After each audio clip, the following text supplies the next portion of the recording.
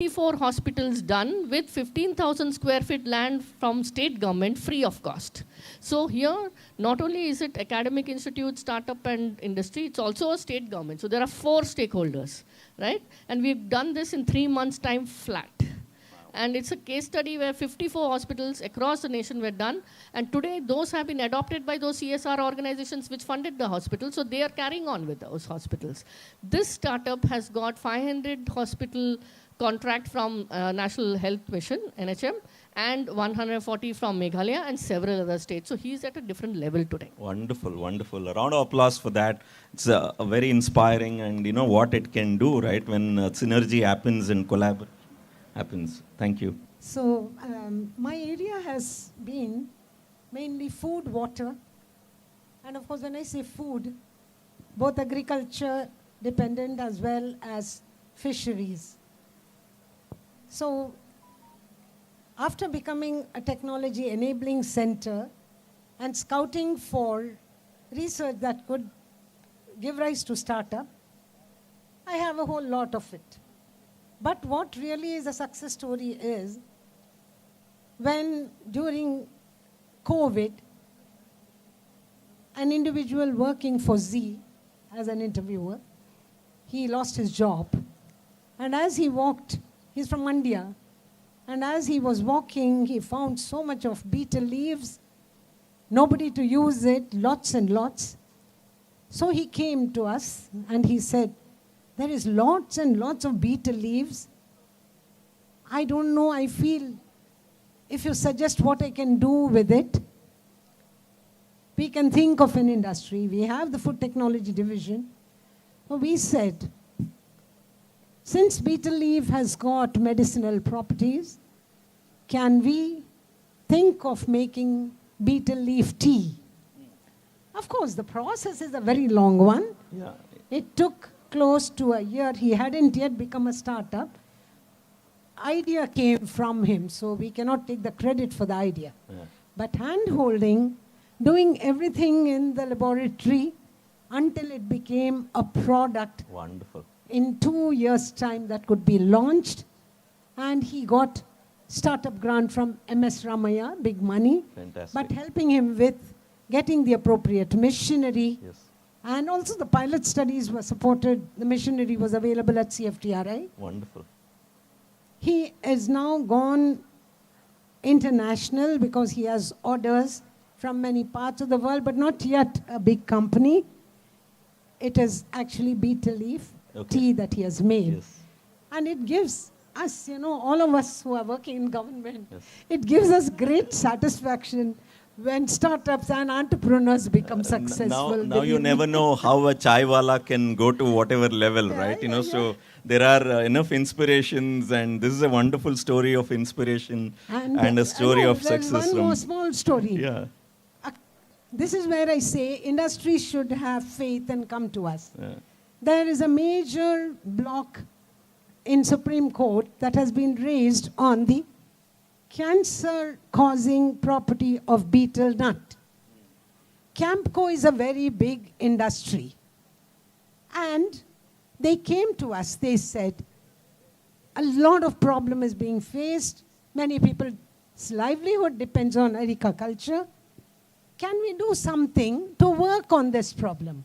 Okay, they didn't say find an answer to say it's not cancerous. They say, can you scientifically work on this? So it didn't have a lot of steps the way we do for a government project, you know. It was easy to prepare the project, give it to them, and right away they supported with a whopping sum. See, for us, for 1 year, 1.5 years, somebody gives 45 lakhs to do something, it's big money. Yeah. It was a comprehensive exercise involving the dental college of ours, because I take care of the whole university, the research center, and of course social scientists, and my own people who have a stall here, DST Tech. All of them were involved. And the study went on to look at the property, anti-cancer property or otherwise, of betel nut, obtained from Puttur, Shimoga, wherever it is grown, because there could be variation, without processing, okay? So it came to be that a lot of chemicals go into processing. The word betel nut could be pan parag. Yeah. The word betel nut could be everything that has been tampered with, taken with tobacco, taken with sunna. But a lot of the laboratory results that were done using model systems like zebrafish, Drosophila, tissue culture, and of course real-life data obtained by a lot of data generated by visiting every household. Okay. Is there a genetic component in the family? I think this is a stage set for the need for industry, the academia, and the startups alignment to happen, right? The need for that. There's a big enough number of opportunities and the problems out there to be solved, and I think the stage is waiting for performance, and there's a lot of wonderful knowledge and inspiration. One quick success story from your side. If I took more time. No, there was a signal already which came to me saying, we need to wrap it up, and which we are. I so think one is all these stories. We've got 3 stories already, so I won't add more.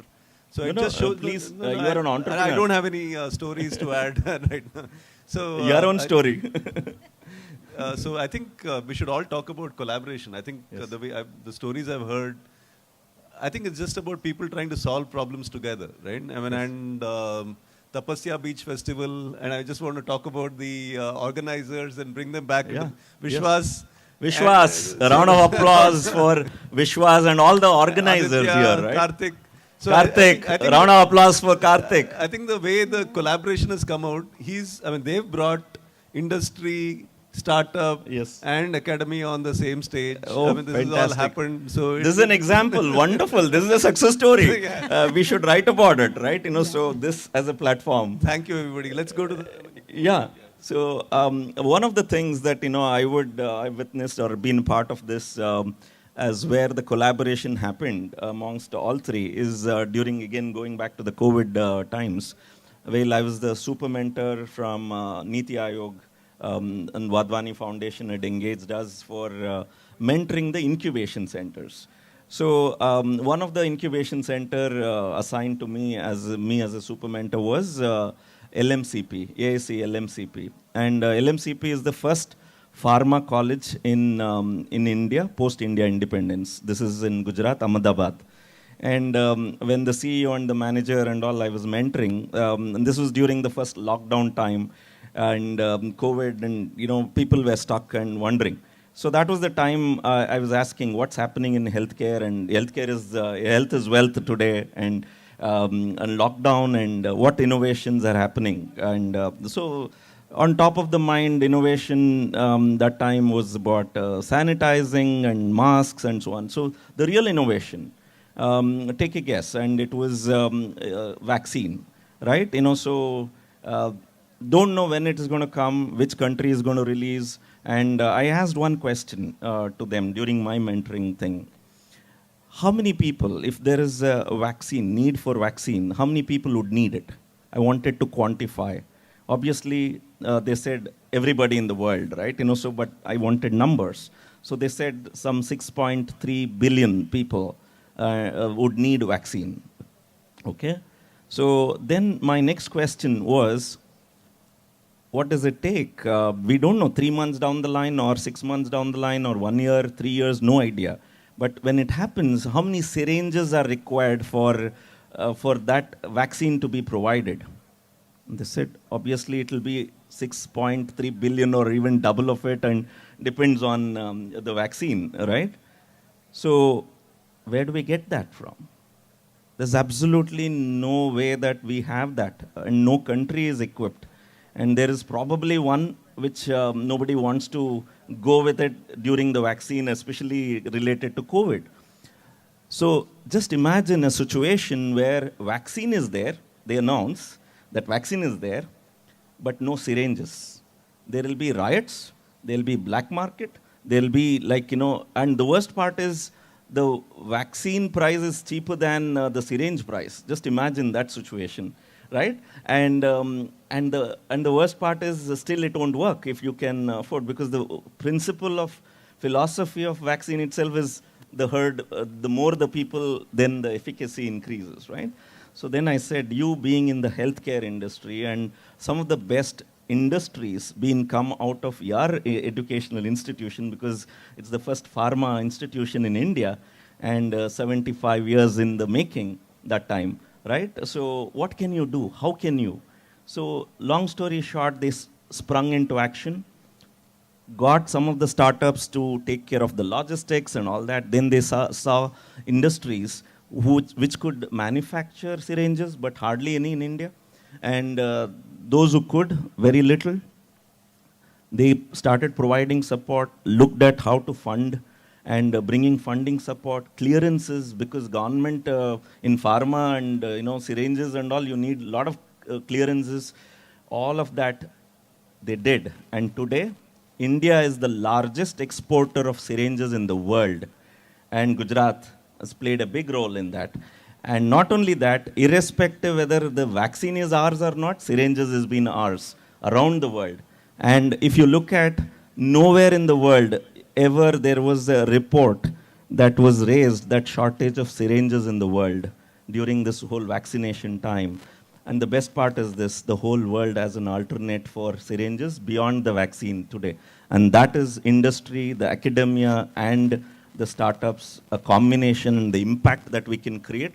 I think if we can synergize and these three aspects, the entrepreneur, the academia, and the startup ecosystem, I think we can make a huge difference in this world. And this is the time, this is the opportunity. And thanks for bringing us together and making this event happen. Thank you very much. To stay informed about the startup ecosystem, subscribe to My Startup TV.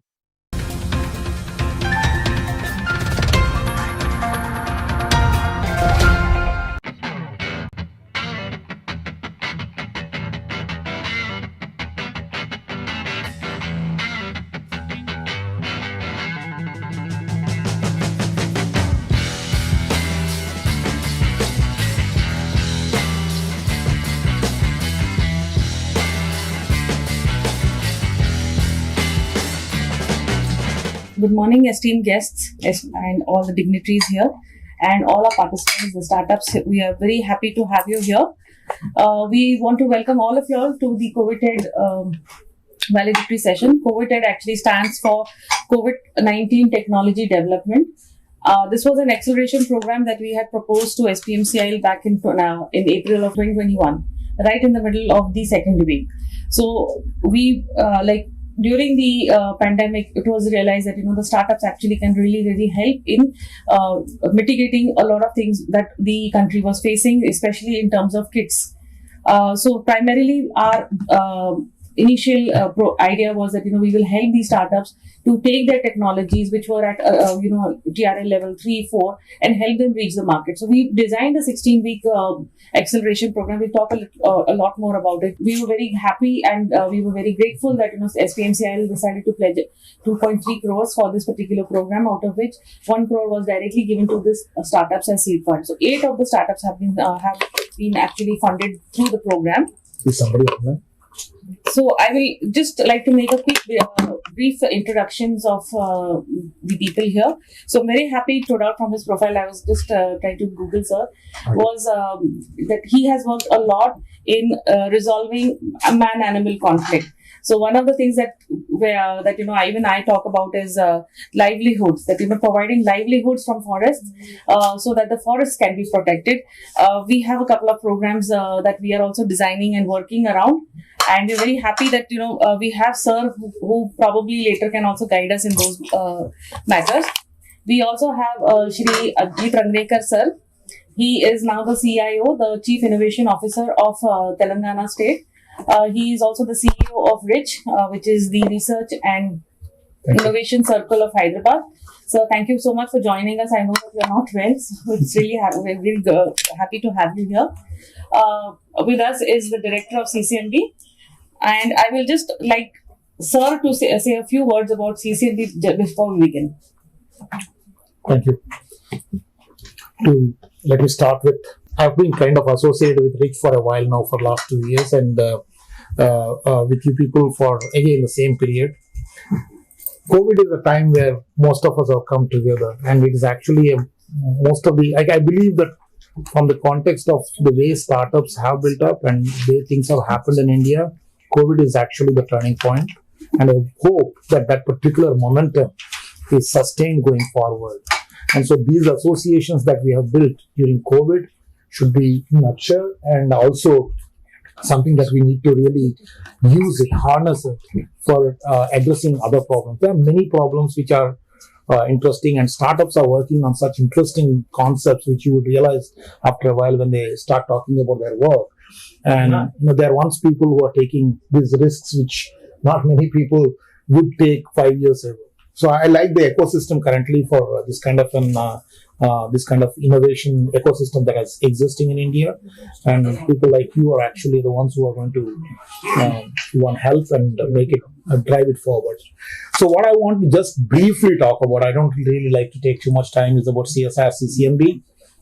CCMB is basically a campus that was started in 1977. The next door, there is a lab called IACT. At that time, it was called Regional Research Laboratories. And in 1977, Dr. Pushpa Bhargava, our founder director, came up with this idea of having a molecular biology institute which works at the cutting edge of basic biology and basic molecular biology. The institute was started in a lab there. And then this land was given, and this land was built into an institute. In next 10 years, the whole building was made. Now it may not look that much, but let me tell you, in 1987, this was literally considered Taj Mahal for science. The kind of grandeur that it was built with was literally considered as very heavily spent. And you can see that in every corner of it, so much love and affection is put into building this. Everything is literally, with such micro details have been taken into account. And over and above, there was a lot of association with art. Okay, so we used to have artists come to CCMB, do paintings, and musical fests used to happen. Now we do that, but only do it on Founders Day and Foundation Day. At that time, it used to happen more frequently. This institute was much smaller in size, and it had a very different feel to it, and it was so different from the existing institutes. And 1991, when I was looking for PhD positions, there were 4 institutes were at the top of my mind, and I was fortunate to be associated with all of them as of today. JF for Bombay, of course, and then IISc, the Grand Old Institute, and then 2 other institutes which were contemporary at the time, CCMB and NII. Eventually, I did my PhD in IISc. I was a faculty in NII, currently I'm director of CCMB, so at least 3 of them I've covered. I'm involved with many activities in TIF for Bombay. But these were the only 4 institutes that existed, which are really of that repute then. Later on, other things like NCBS and ICERs and IITs and everything has come up. Over the period of time, biology research in India is now much more widespread. But if you think about our time, that time in 1970s, this was the Molecular Biology Institute. This was actually the one which worked at cutting edge. And in 1980s, another illuminary named Lalji Singh also joined, and Lalji Singh actually in 1988 actually came up with this DNA fingerprinting technology that was actually originated here. And it was not done in fact but it was done as a way for his work. And it was later on those probes were used. We were the first one, the 3rd country in the world, and of course first in India, but 3rd country in the world to have our own probes for this DNA fingerprinting. Our idea is to go into modern areas in research in frontiers of modern biology. You can talk about anything, structural biology, developmental biology, anything. We have a presence there. If something is worth doing, we have a presence there in biology. So to train people, of course, in advanced areas of biology, so we take quality PhD students. We have around 25 to 30 students a year who graduate from this place. And generally, they are trained, and I would say, more holistically. They know how to talk, they know how to present their work. They go through the drills of multiple seminars and even comprehensives and other things. So whole idea is society and us should work together. And this has been the motto and continues to be the motto even today. And we have 3 campuses, and this is the main campus. Main campus simply because of the fact that it is built first. And the next one is the Lacones, which is built in 1998.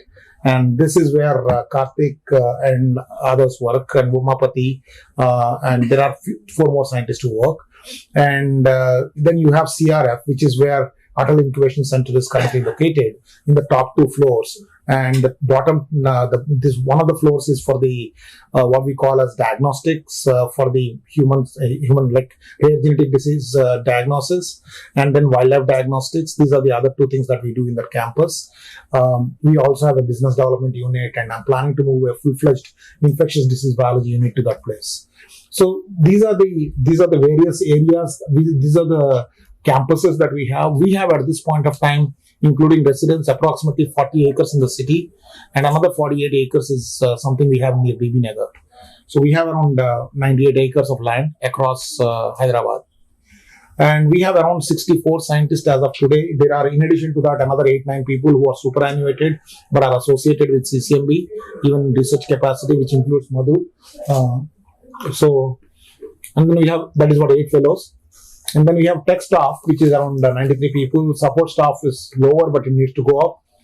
Our major strength is in the PhD students. We have 150 people, postdocs 41, and project personnel 116. Total, we have around 300 odd people working in this campus. And in addition to that, at any given point of time, we have around 40-50 trainees.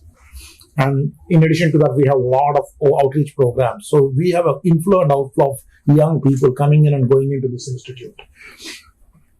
Organization-wise, we work on developmental biology. We basically use Drosophila as a model system. And we do, of course, cell biology. And this is yeast. And this is bacteria, zebrafish, mice, plants. And this is the embryo. So, basically we are even doing genetic engineering. We can even generate transgenic mice. So all these things under one roof. This is all in a very small campus of around 17 acres. That's all it is. And we do all these things under one roof. And these are the various topics in which we are working: structural biology, gene regulation, stem cell, crop improvement, developmental biology, microbial infections, and wildlife and conservation ecology, which is where the Lacones campus comes into play, and technology development.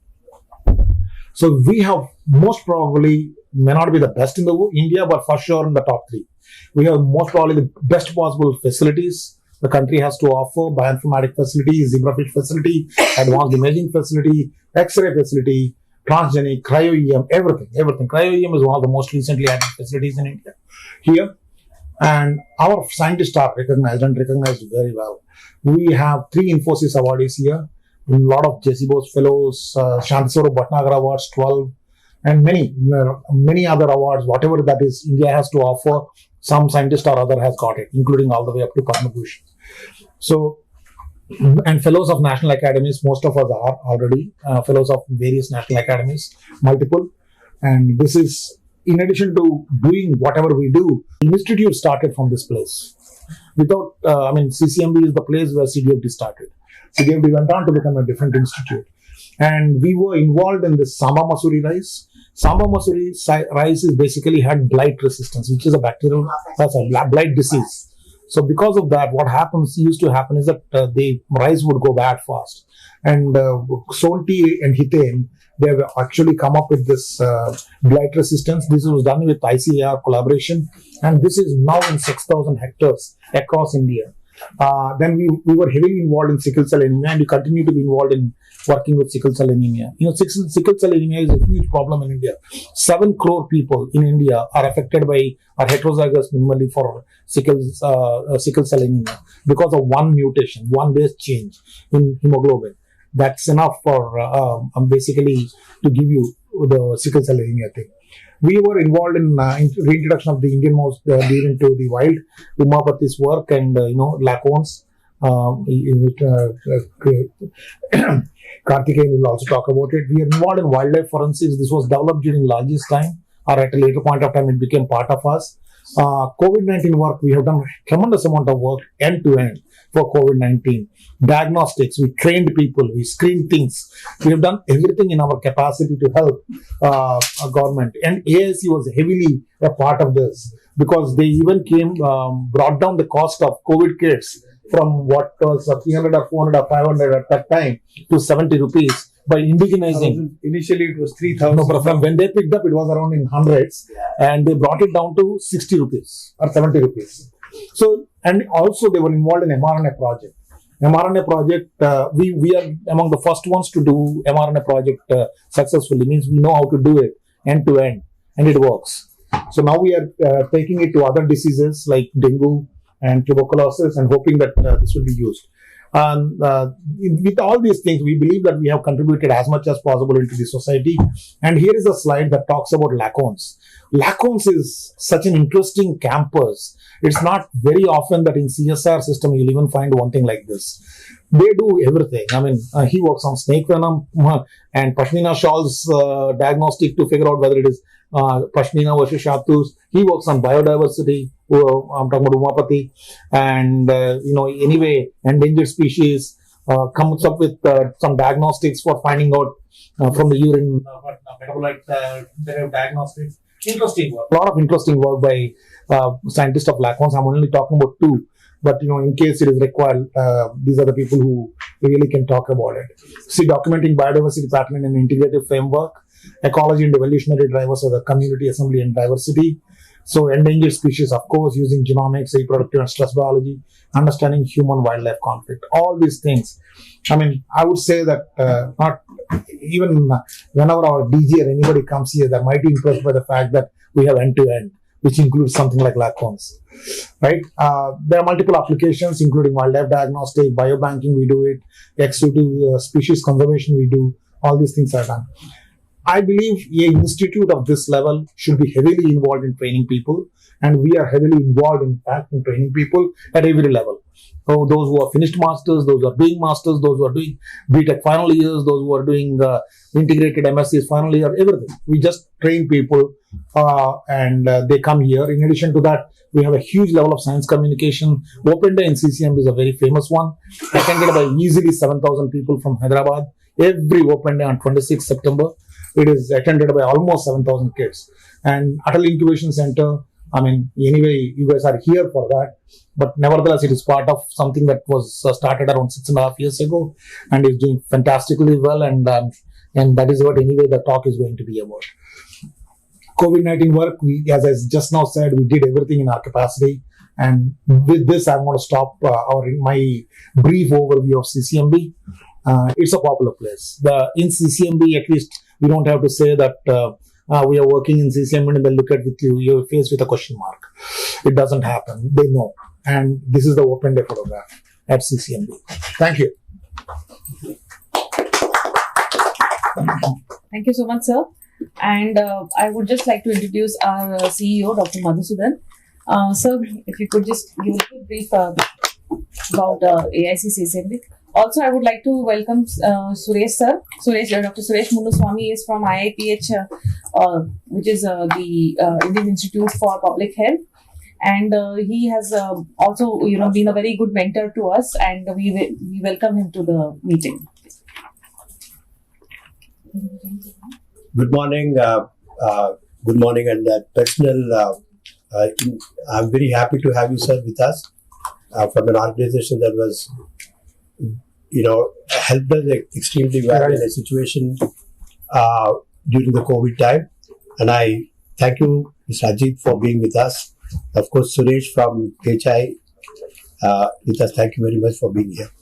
So, briefly about the incubation center. It's a kind of spin-off from CCMB to support startup ecosystem, primarily incubation kind of a thing in life sciences. So it started 6 years ago, 2017 middle, and we've been supporting several of these startups in life sciences over a period of time. But as it happened during the COVID time, many things have come to a standstill, and the pandemic was very intimidating. And at that point of time, there is a lot of initiatives that were taken by CCMB, and those initiatives helped us to get into, say, for example, we were collecting a lot of samples that gave us a good control over the patient samples in case of COVID patients. So that helped us to do a lot of things otherwise, like culturing the cells and things like that. At that point of time, we came into contact with SPMCIL through a different route where they wanted us to test one of their ink material for its antiviral properties because we were doing the culture of COVID virus. So we are capable of it. That time we did a couple of your paint formulations we tested that time and showed them which one is better than the other. So around that time, the contacts helped us to look at us to support our COVID-related activities. And as you know, around that time, we were, CCM and myself were handling a project from Gates Foundation on indigenous technologies for COVID testing. What is the internal capacity and can we do it, which was also part of it in looking at these capacity building. So at that point of time, your support came up timely for us to promote those kind of startups to scale their, products to a level where they will be useful. In fact, that point of time, we supported, as you would see down the line, during the time, in the morning in the tech show, you will see the kind of technology that we supported with the support that we received it. Another very important thing in that particular program that you gave, from the support you gave us is acceleration. See, as you know, startups come up with the kind of, unsure of the business path.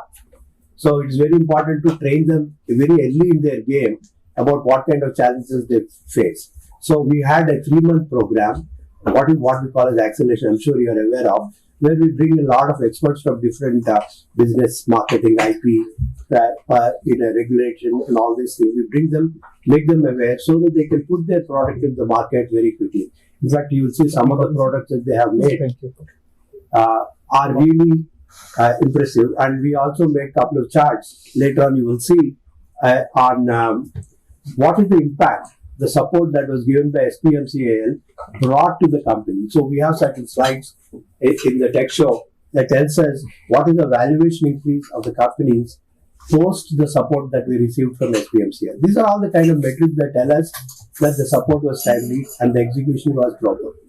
So this dashboard essentially catches up with the profile of our incubation center. These are the startups that we had in the last 6 years. And we invested around $0.6 million in various companies.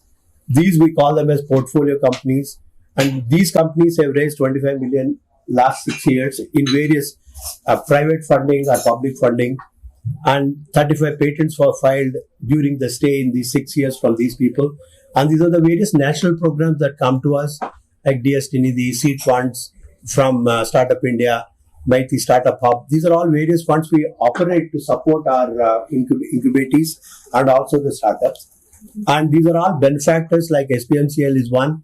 We also had the fortunate support from Rural Electrification Corporation and Humane Society International, Rockefeller Foundation, and Blaze Foundation for In Vitro Diagnostics of Gates Foundation. So these are all the things that we've been receiving in a goodwill support to support these startups in various ways. So one of the things we will come back to, sir, in bringing a bit more attention to a Rural Electrification Corporation program maybe later on. Once we finish this with Karthikeyan, we did a project in Kashmir. We wanted to have a look at that, and we need your inputs because it's primarily a wildlife conservation project. So, as I mentioned, the primary purpose of this particular acceleration program is to identify interesting startups in the area of COVID only. All the projects, health and COVID is the focus in the support systems, and the acceleration program, as I mentioned, is to create a kind of mentorship network for the startups so their failure rates are low. This is a 4-month project that is the acceleration program. Various experts come, including one of us is Suresh Muniswamy is here, who has been very helpful in various things. And we have so many support systems in the local Hyderabad ecosystem. I just quickly go through. This is the program overview, and this is where you're going to speak much. I'll stop here. This acceleration program and the support system that we received is what we are going to. We were happy to use it in this system, and then we are very, very thankful for the support given by SPMCL and over the period of time. And probably if if you look at the kind of impact that we created, I'm sure we would like to continue our conversation with SPMCL further. Thank you. So thank you, sir. So I'll just give an introduction. I didn't introduce myself so far. So my name is Ritika Marampalli.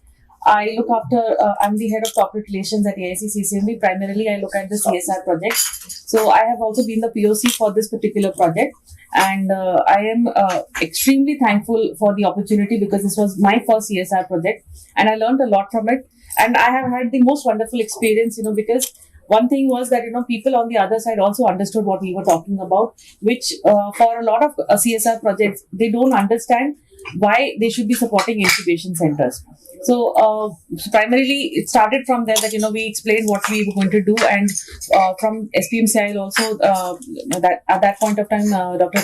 Mystartupott Ghosh was the CMD. So she very graciously supported us. So we had actually devised a 16-week acceleration program where we got in professional consultants who were able to help our startups. Primarily, we were giving them a lot of along with this professional consultancy where they were getting one-on-one mentoring as to how to take their business forward, how to get into, how to navigate the regulatory pathway, because one of the main concerns with any kind of a healthcare product is the regulatory pathway. We also, because we also provided them with a lot of resources that we were able to build in-house. Some of the, we had asked SPMCL to support us with some capital goods as well, some equipment. We will show those as well later. As well as, having a lot of discussions around business strategy, market entry, and product development. So, as a whole, this is the impact that we have 3 years down the line. We're very, very proud to say that, this is the impact that we have created. Out of the program, the 2.3 crores that was supported to us, we have launched 6 products through the startups. We have supported them primarily with the funding as well as the entire program. 6 of them have actually launched and they're doing well in the market. 2 of them are right now in the market. They're on the way to market. Of the startups that have, their products have been made, they have already screened over 1 lakh patients, which is a very good impact according to us. In total, 31 startups were able to take benefit of this program because some of the sessions that we were doing, we were also doing for them. So 31 in total startups have actually benefited from them. A total of 103 lakhs was supported to the startups. 8 of them have received funding from us. We have conducted over 70 hours of mentoring sessions, workshops, and technology showcases. One of them is right now. And over 50 hours of one-on-one mentoring. From here, I would like Dr. Ramji to just speak a little bit about the acceleration program and the impact that it has created. Thanks, Ritika.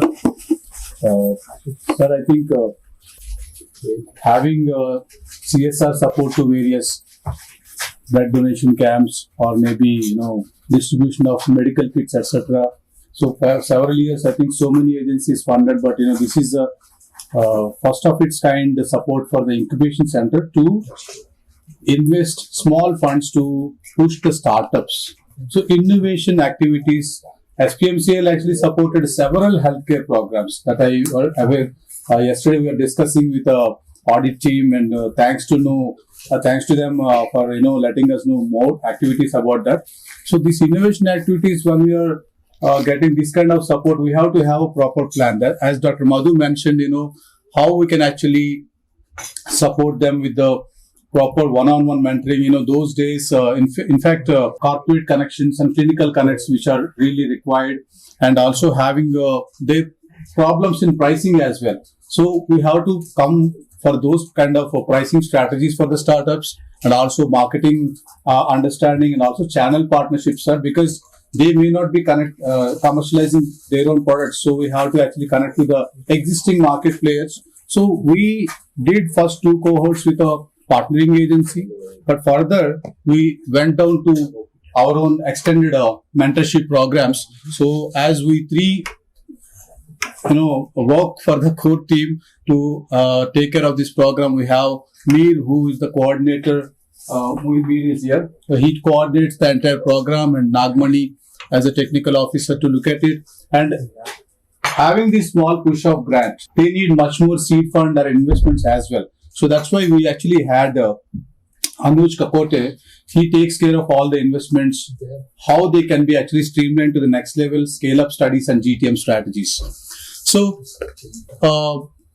very diverse mentor pool that we have picked up, sir, that time, because, having technical support, we are very fortunate to have our host organization, the scientists from CCMB and Dr. Madhu, who hailed from CCMB, having a lot of knowledge in vaccines, diagnostics, or any other industrial molecule development. So, if you can see Sridhar Lanka co-creations, we actually did that initial 2 cohorts run by him, and he connected to a lot of stakeholders there, and Dr. Radha Rangarajan heading a couple of incubators and formed a couple of startups as well, like Vitas Farm and all. Now she's heading CSR CDRA Lucknow. So Sridhar being central point to connect to a lot of mentors in that ecosystem, and Dr. Radha more of technical support, and Mr. Habib into marketing area, and Ms. Usha in the finance and the accounts, how to actually do the compliance and further rules a startup should look at it, and Satyanarayana again co-creations, and Ninand core business of this particular diagnostics or medical devices sector, and Varun is a regulatory guy, Varun Trivedi, and Pradeep, how to pitch the best to relevant stakeholders in the ecosystem. So that way, these are core mentors. And other than this, we have another 20-30 odd mentors as well. So as we started in 2021, a grand start of this program where Ms. Tripti came here, and she actually understood how these innovations will go forward and what kind of infrastructure that we have. So then we slowly run programs one after the other. Recently, we onboarded 2 startups, sir, because we try to actually engage a national mandated program called this BIRAC's Gen Care program. So there are 90 fellows that have been selected, and out of 75, the early stage startups, they need small money of about 5 lakhs, 10 lakhs, 20 lakhs, where we partnered with BIRAC, but fortunately they already selected and we picked the best 2 from our existing incubation cohort. So this is what we have done so far. And coming to the supported startups, though the money is limited about 1 crore, so how we can do 4 quarters, maybe 25 lakhs to 2 startups in the sense. So total only 10 we can support, right? So in that sense, 8 startups that we can support. But however, even without the money, we can actually extend the mentoring services and also the infrastructure that is supported by SPMCL to other incubators and startups. So the acceleration program has been enrolled by even more startups which are not directly funded by the SPMCL. So Wafer Chips, I think Achu and the team is here. So they actually developed this device. At that time, not only COVID diagnostics are important or vaccines important, comorbid issues. So how to actually understand the parameters, physiological parameters for those who really affected by COVID. So I think they came up with this beautiful device that is attached to your chest. You can actually get the ECG analysis, and that is actually seen in the mobile and looked after by the doctor and give proper advice. So they actually touched upon 16 states, sir, till now, and also did several other validations, and 2 global clients already they are having. In India, I think how many devices that you sold? 20,000 or so? 12,000 plus patients. Yeah, 12,000 plus patients they have been studied, and 600 plus clinics they have touched upon. And coming to the sterile, sir, this is a sterilization device. In the COVID times, lot of sterilization devices, even CCMV actually validated it, starting from PPE kits, sterilization devices, sanitizers and everything, more than 180 plus products. And out of that, simple UV based technologies that came up to sterilize the devices. But this particular bar kind of device, if you can see it, it actually releases some free radicals that can kill the microbes. So that is where they validated this device in Narayan Hrudayalaya and many other clinics, and they're actually in the markets. So this NMIVD, again, this is another diagnostic kit that they came up with. So typical antigen antibody kits, there are several kits that have been promoted in the market that time, and they came up with a small alternate platform where they initiated the diagnostic kit development activities. Again, Auditum, they actually having their expertise in not only COVID but also in the tuberculosis, because that time people doesn't even know that tuberculosis also may be prevailing in many other devices. So they came up with a very interesting cyber green based technology, sir, because an RT-PCR kits are there, but again, how to minimize the cost, how to increase the efficiency, etc. So this particular kit has been patented already, and they look for some commercial partners to take it forward. And the enzymes, in the COVID times, mRNA vaccines becoming so popular, and the pseudoiridine, one of the molecules that we actually import, and also in the chemical-based molecule, but they came up with a enzyme-based molecule. That pseudoiridine actually, efficiency is very much increasing, at the same time, the cost also reduced. So that is a very good technology that enzymes has been developed, and Shankar is here. Yes, primary health tech. Again, I visited about 8 to 10 months before to their site. They are now manufacturing this device. At that time, COVID time, they came up with a base diagnostic kits, but this particular real-time device that they made, so more than about 15-20 parameters can be analyzed with one drop of blood. So this is a very advanced technology, and I think AIIMS and other hospitals, they're trying to validate more with more parameters as well. So they actually trying to apply for about $1 million grant by TDB and other sources, so that they can establish their own manufacturing facility in Delhi. Again, Bryota, Aditi is here. This is very interesting, product where having the lung health, we have to understand, how we can actually have the lung health. That's where spirometry assisted virtually and early, that's what the name that you have given, Aditi, save.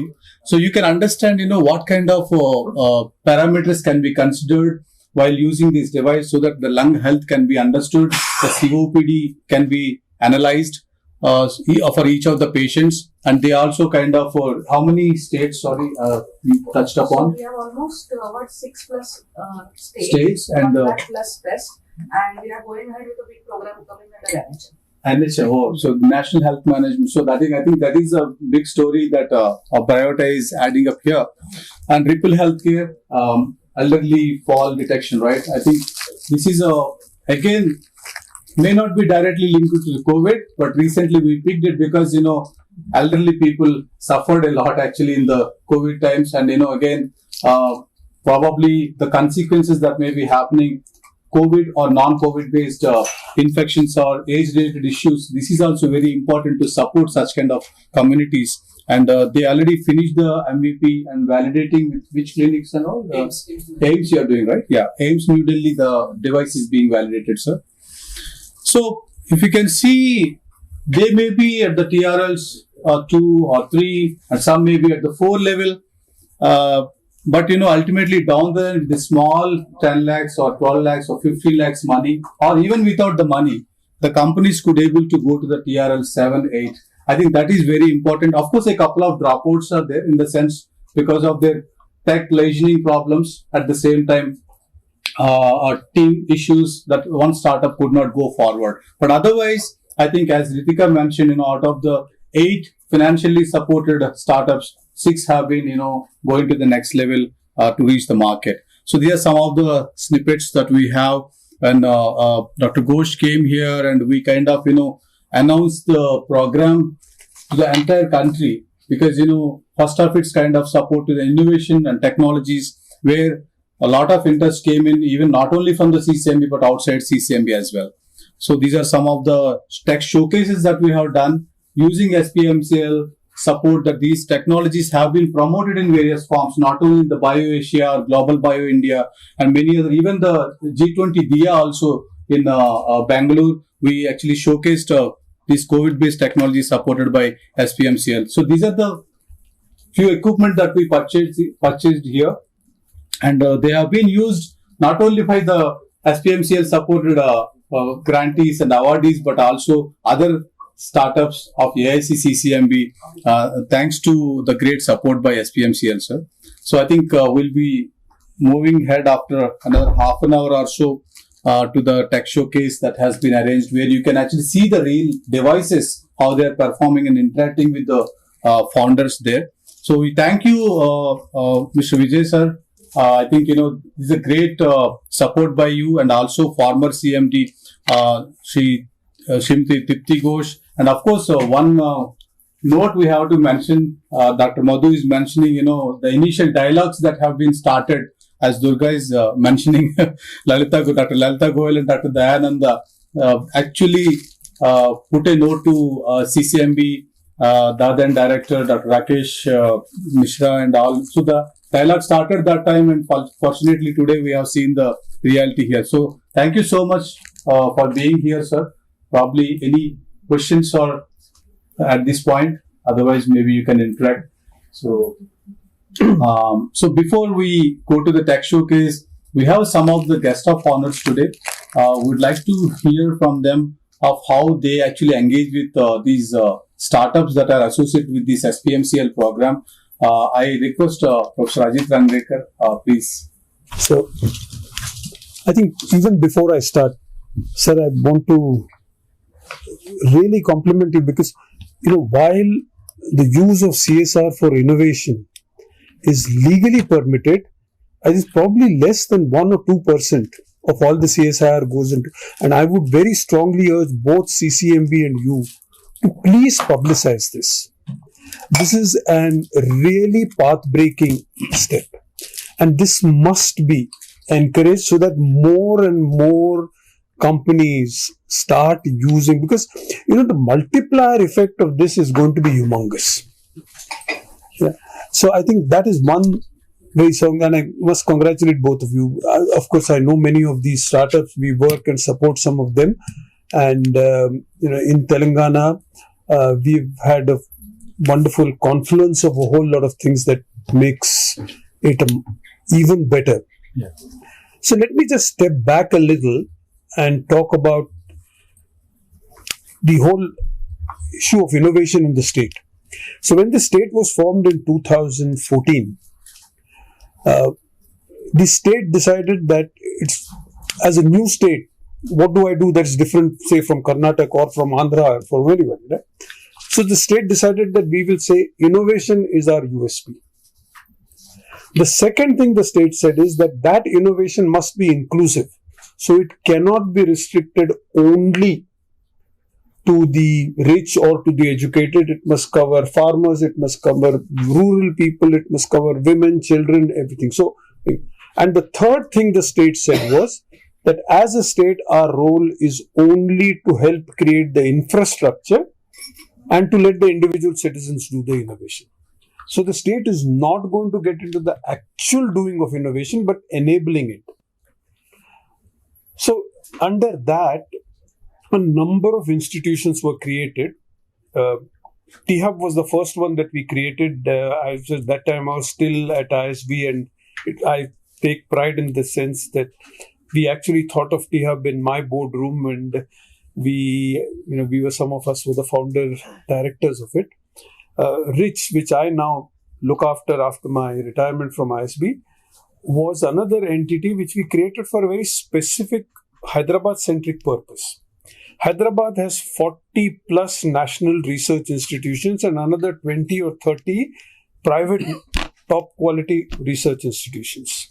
Most of them are in health, agriculture. There are 17 agriculture research institutions, ignoring what you people do.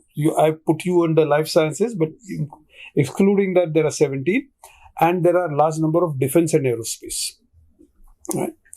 So we said, let us focus. There is also a very big and robust life sciences industry. This is the seed capital of the country. Almost 2/3 of all seed companies are based here. And there is a slowly but fast growing aerospace industry. So when you have industry, when you have research, and you have a talent pool of people like these who are looking to do, how do we ensure that all of them work together and collaborate so that you get a multiplier effect? So that was why Rich was created, and Rich was conceived just before COVID had actually started, just during COVID. By the way, one of the things happened was in April 2020 when COVID was first the thing. At that time, the RT-PCR kits were about 3,000 rupees a shot. There was not a single indigenous manufacturer. In about 4 or 5 months, by about August, Jewel here in Hyderabad and a few others elsewhere, we were able to, working together, got them to qualify. In another year, the big effort led by Madhu here, C Camp in Bangalore, NCL and others, worked together. And in 2020, we had no ability to even have a RT-PCR kit. By August, September, we had one, but made with imported goods. In a year, we had completely indigenous export quality kit preparation. A lot of this was again collaboration and support for initiatives like this. Right? Today, while COVID may have gone, they have now flipped, and that same community is producing TB kits. Tomorrow, if there is anything, you already have. So what we do not take credit for, or what you people do not take credit for, is for the fact that you have already built and enabled infrastructures which tomorrow can pivot and do other things. And I think we must recognize this, and we must, propagate that we've built a long-term institutionalization of research collaboration. And my congratulations to all of you for doing that. Right? So we work as an enabler. And as I said, our job is to enable hard and soft infrastructure. What we do is we look at the entire life cycle of innovation, say for example in life science. There are great institutions where research is done. There are young people who can find innovative products. There are people who can develop those products up to point of proof of concept.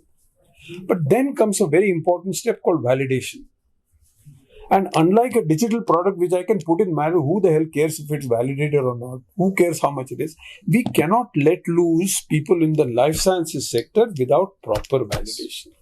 And this is where many startups suffer. How do they go? Tomorrow I have a product. Can I knock on CCMB's door and say, come in? I mean, that watchman there is not going to let us, whether we like it or not. It's not just CC anyway. So that's number one.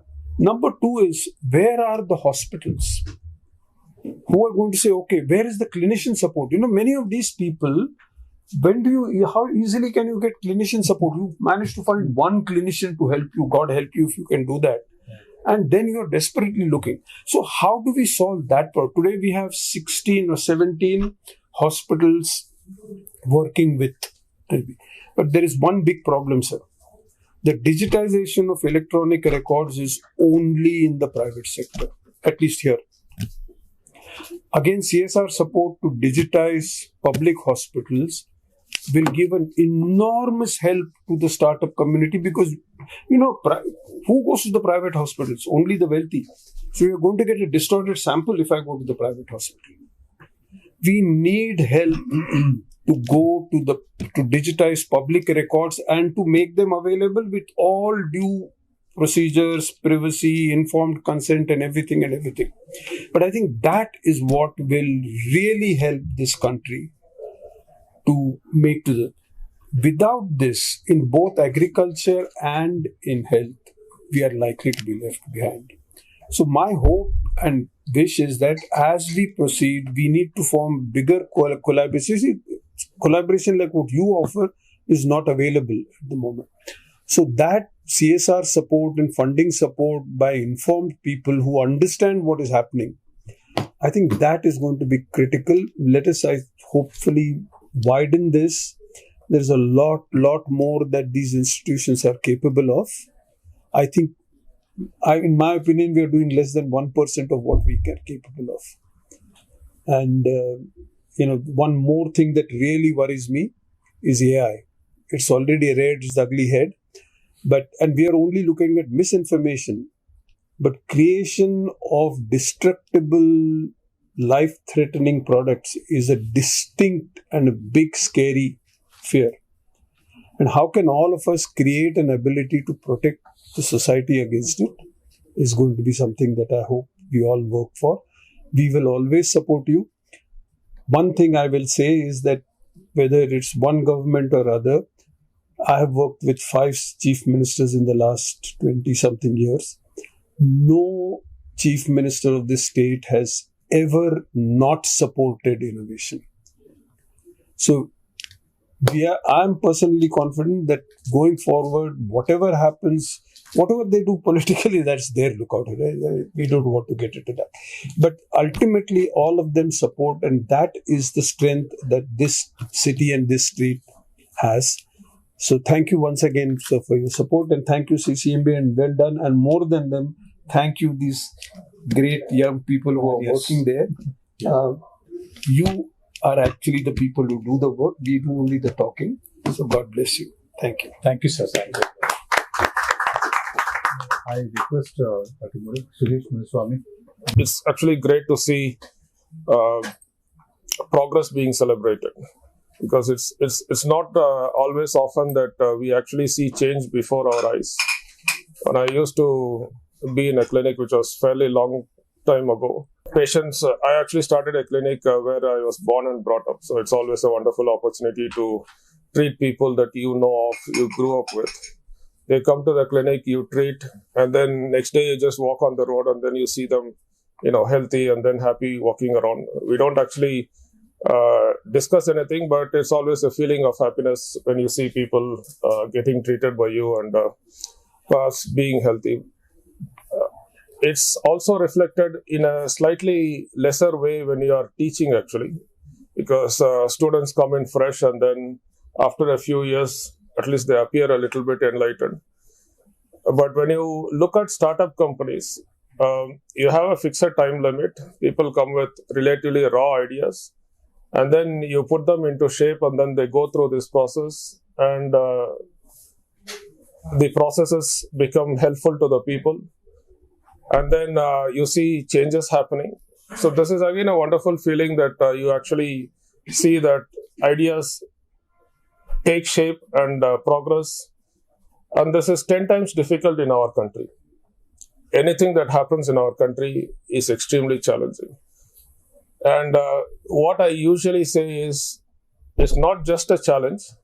It's not just a 10 times challenge, but also it's even more complicated when it comes to healthcare, as what Mr. Ajit Ranganekar actually said.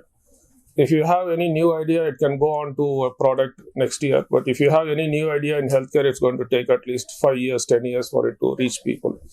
Thankfully, during COVID time, things were accelerated, but back to normal processes is going to take a long time. So my request is always 3 things. People may agree, may not agree. It's always like more money, more time, less questions.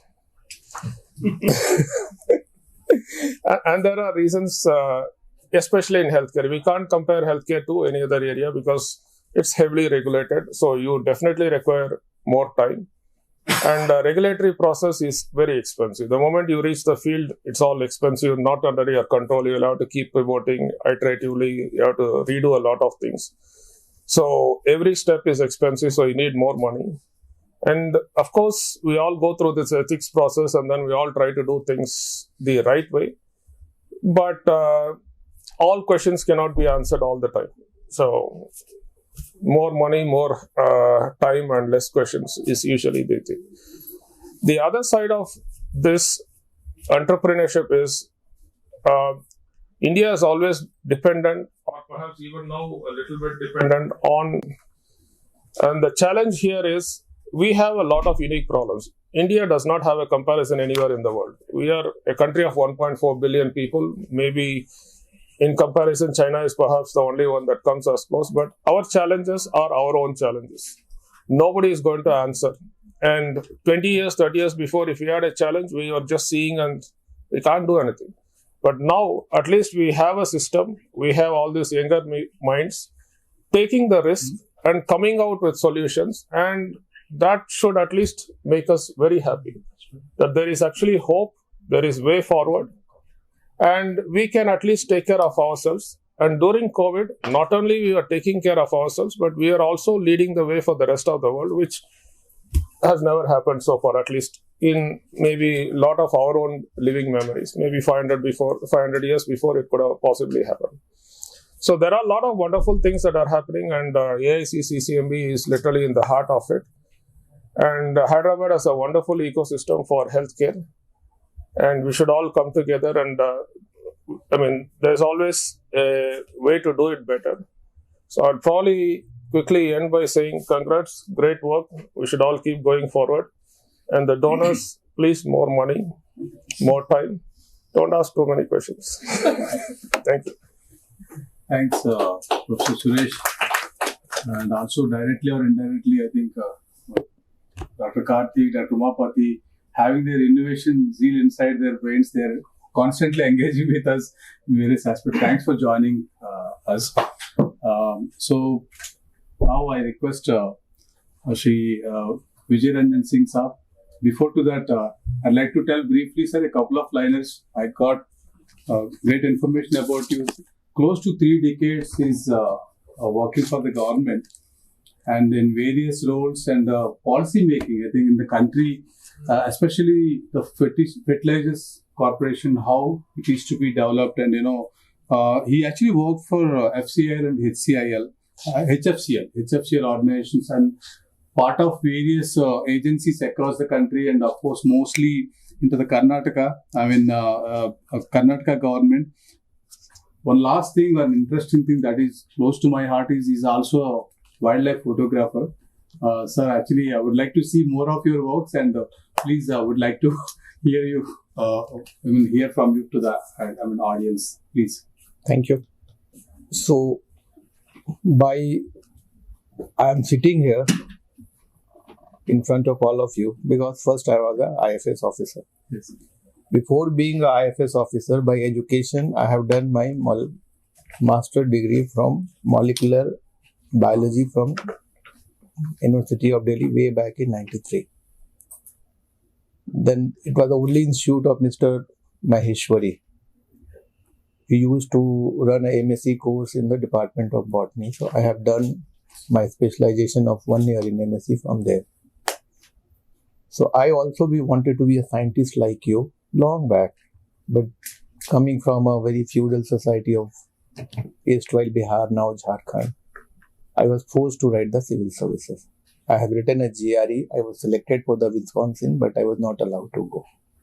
So that was my first career change, and then I joined the Forest Service. And as Ritika rightly said, that I worked in the Forest Department of Karnataka in different capacity, mostly in the wildlife area, which had a lot of problem. I was trained by Dr. Karthik. He was my teacher. He was my guide. When I said that, he was laughing. But there is a reality. He was my teacher once upon a time. Then I have worked in the human-wildlife conflict, that is true. On the first day of my joining, elephant killed 2 students in a place called Kutta in Birajpet, and it was a nightmarish kind of thing. So since then, I worked in the wildlife area almost for 12 years. Why I'm telling you this experience, then I'll come to the actual topic. Then I thought that my life has been, my children, I had 2 daughters, so my daughter's future was adjusted with my career. So I should give a good education because I was transferred 8-9 times in 12 years in Karnataka. So I came to Delhi and my completely light, I never ever thought that I'll be here or I'll be there in the Department of Fertilizer. So I was posted in Fertilizer Department as a director of a policy division at the project division of Department of Fertilizer. My main work was writing the cabinet note which will decide the fate of around 58,000 crore of subsidy of all of us taxpayer. And apart from the chemical formula of urea, I was not knowing anything about the urea. So at the age of around 41 years, I learned what is the urea policy, how the units are given subsidy on the basis of their vintage, their technology, their fixed cost, their variable cost. And so I learned that. And I can proudly tell you that till date, the policy which was written by me, approved by the cabinet. Why I'm saying me? Because still I remember that I have written, it's not a self-praising, it's just a evolution. So what I intended to be and what I became in between in my life, I became a fertilizer man. They were laughing once upon a time. अरे साहब आप क्या करते हैं, जंगल घूमते रहते थे, fertiliser में जाके क्या करते हो? It was a total mismatch. But that is the beauty of the Indian bureaucracy. And I wanted to take a challenge. If I have jumped in the deep pool, if I'll not know the nuances of the urea policy and fertilizer development and FCL, HCL, I was not actually associated. I was a board member. And including in Telangana, you might be knowing Ramagundam, that factory. That entire cabinet note, entire project with the 10% stake of Telangana government, 80%, 20% of EIL and then NFL. That entire policy note was written by me. So that time we have done a lot of work. Then you might be knowing the neem coating of urea. So those work was my original work. And that neem coating of urea came out of my research-oriented mind that why neem coating has to be done. And after seeing that, I became a PS. That Modi one government, they asked me to join as a PS to the then cabinet minister. He is no more, Mr. Anand Kumar from Karnataka. Although people say that you are from Karnataka, that's why you went there. So it was not like that. He was forced to take me at one point of time. He's no more, but I'm telling you openly in this house. It is not being recorded, I hope. Yeah. So, when I became his PS, then I came to know about this, your Jan Aushadhi store, which is now 25,000 Jan Aushadhi store. It was just 88 when I joined the PS to the minister. So then we mastered how logistics supply chain, how generic medicine, what is the profiteering by the pharma companies. One Mr. Sri Lanka Srinivasi is a great pharma man. So I saw, then I remember him. Then your Mr. Reddy's lab, Suresh Reddy. These people I used to interact that how can you cross-subsidize our medicine and our Jan Aushadhi. So then I mastered that. DPCO is one note. Then came your stent price. What type of stents, how. So, why I'm telling it, SPMCIL, it was not in my plan of my life. It's just a divine conspiracy of, it is good or bad, I don't know. On 15th of September, I always share with my people, when 15th of September, I saw my posting order, I Googled it, what is this SPMCIL? You are laughing, but just, my daughters are there, was there in Delhi, and I desperately wanted to go to Delhi. And then I came to the SPMCIL. So, why I'm telling you that the type of work these young minds are doing, the independence or the freedom, what they have received from their parent, or how you are helping them to realizing their dream, and out of 8, if 6 has come to some level of prominence, it is really a very heartening feeling. And it is nothing because of my predecessor. Just by default, I am sitting there. Maybe Tripti Patra Ghosh or the person who has helped you. And I was told that they were also not knowing about you. It was accidental. It was Durga Prasad can say that it was not that we were so willing to give you money. Yes. You really influenced us to give you the money. No, this is a reality I'm telling you. I have stopped all CSR fund for last 2 board meetings that I'll not sink a single one. Why we should give 50 lakh rupees to some huge hospital whose budget is 5,000 crore? Exactly. Why should we give 50 lakh rupees because I know that hospital owner, I'll give that private hospital 50 lakh rupees? Absolutely. Why should we give 62 kachara collection weighted? These are the funds which is given by the government. Yes. Why should I build the Anganwadi? I ask my people that this is because I have suffered that fund crunch. How small fund we used to collect for the tribal rehabilitation. So the work has done by all of you whomsoever are present. I really compliment and commend and deep appreciation for all of your work. How it will going, how whether we are giving you fund or not, that is the future to say. And what our director IAPA said that we should not ask questions, but there are 1,000 people who ask questions from me. It is not our father's money. So we will bound to ask questions. I will bound to ask questions that when we are given 2.36 crore, then why only 1.3 crore went to the startups? I would have thought that again you have purchased some equipment to the CCMB. CCMB is a big organization. At least 80% could have gone to them. And unfortunately, the breakup which I was seeing while coming in the flight, it left there. Otherwise, I was about, you were asking to ask the question, I could have asked that question first. Because you can get funding, you can purchase equipment from many other sources, but where these poor guys will get from this? Almost 50% of money, not 50%, 35%. 35, 45%. So that was my only question. Yes. And as our DG Reach was saying, the digitization of data, that is not our mandate. And to be very frank and honest, sir, for that the government has to be convinced and some policy intervention has to be taken by the government. We are a mini Ratna company. How much CSR we make? Hardly 20 crores. And we are spread all over India. Our 2 units are there. And what catches the boat? If I give money to the startup, how many votes those politicians or my government will take? Because we are a bureaucrat, we are just a tenants. Okay, I have been paid salary to run that company.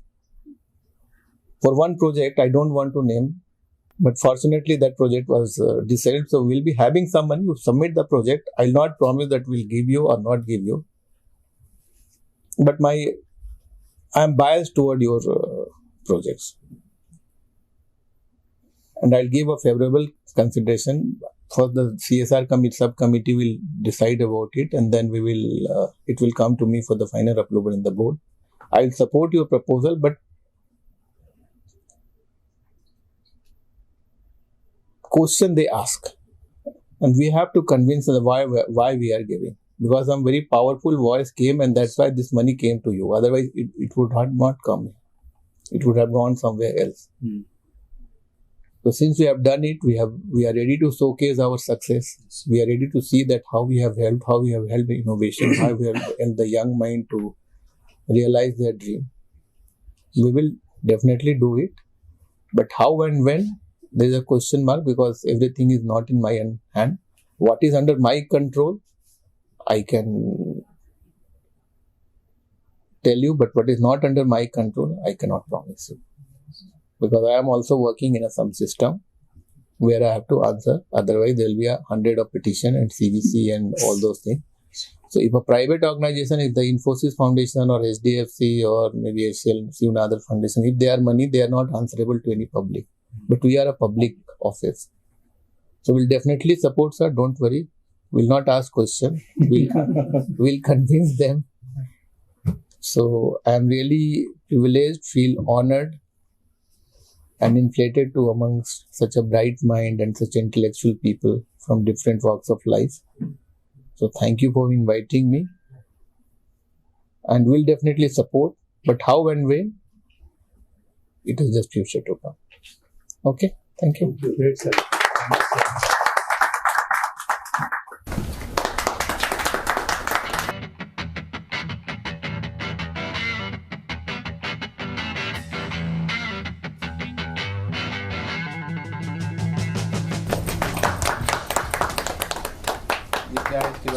Yeah, so this is a wearable bed for elderly people. Elderly people, because of age, medical conditions, balance issues, they fall often. It's a very common problem. It's a global problem. So hip fractures are a very common problem due to the falls, injuries due to falling. So this belt detects the risk of fall, and based on the risk, it automatically inflates. These are the airbag cushions like we have in the automobiles, and it automatically inflates under a second. In case the fall is there, this protective cushions protects their hip from getting injured and thus saves them from traumatic injuries due to fall. Oh wow! Yeah. But is it 80%? Is it comfortable while wearing? Yes. So we have tested it more than 200. Especially in hot conditions. Hot condition, I doubt. It's very simple. Yeah. why I'm telling you, suppose this is a very nice device, but is it not very hot? I'm being critic, so you can. Yeah. So we have tested with a couple of about 150 patients so far, and we have got a mixed response. So we are working on the design, a little bit on the material of the the fabric. How much it costs? So to the patient it costs about 10,000 rupees to the patient. So there are versions. There is Hipro and Hipro Plus. As you improvise the device lightweight and or even cost may be high, Yes, or you will be reducing the cost. because based on the economies of scale, as of now, we are just making hundreds of devices. So once we go in the goods manufacturing, What is the costliest part that raises your cost? so the battery is the most costliest part, and the controller sensors. Okay. So yeah, so The imported ones, obviously. imported ones is 1 lakh. No, I mean the sensors you are. Yeah, so it's coming from Taiwan. That's where the problem, major of the No sensors medical are devices and manufactured all in these, India. so semiconductors and the chips and all. Coming That's from where the China. problem. And batteries from China. Good. Congratulations and all the best for you. Yeah, nice. Yeah, Ritika. So this device does the testing of like 25 parameters का हम लोग testing करते हैं with a small amount of blood, and this device itself is sufficient to do all the testing. We don't need highly capital intensive units which are installed in the laboratories, and we can identify like the test related to kidney, liver, heart, like hemoglobin, cholesterol. Everything can be identified, and the accuracy has also been validated because we were talking about the validation. The accuracy has been validated by GMRC, Guwahati Medical Research Center, and we are conducting like trials in AIMS also, AIMS Delhi. They have also validated that these tests are like very good. And हमारा जो motive है sir, it is like making it more affordable, portable, and like digitize of course. AI is also enabled in this to get the accuracy part, and we have conducted 50,000 plus clinical trials already, and हम लोग 7 से 8 health camps भी कर चुके हैं जहाँ पे हमें बहुत अच्छे results मिले हैं, and we were able to identify कि कितने % of people like they have been like they have some anomalies, and we are focusing on NCDs, non-communicable diseases. वहीं पर हम लोग जहाँ पर primary health care में हम focus करके सर हम लोग remote areas में जाना चाहते हैं और वहीं हम लोग सक्सेस में करना चाहते हैं. We have already done some camps like safe express के साथ और कैनेडा बैंक के साथ. We are associated with some hospitals also, and 50+ deployments भी हो चुके हैं sir. Two things quickly. How really it is real time? How much time? That's a question asked. How much 10 minutes of time we can get the test. Second thing, the question is, will you be able to screen all the SPMCL employees? This is the other question. Those are very less people. They are well paid. They get. Good answer. Tell me how much your one test cost So it cost approximately 30 rupees for per test. per test. मतलब per item or all 20 parameters. No, per item I would say, but it is the MRP right now. No. Suppose you said that one drop of blood you can test 20 parameters. So for 20 So parameters, we draw at least like 5 to 10 ml of blood. Altogether, as a package. how much? So you draw 20 drops of blood. Okay. जी. So one test के लिए आपको 30 rupees लगते हैं. जी. तो 20 के लिए 600 रुपए लगेंगे. जी. इसका प्राइस क्या है? इस डिवाइस का प्राइस है 90,000 rupees. 90,000.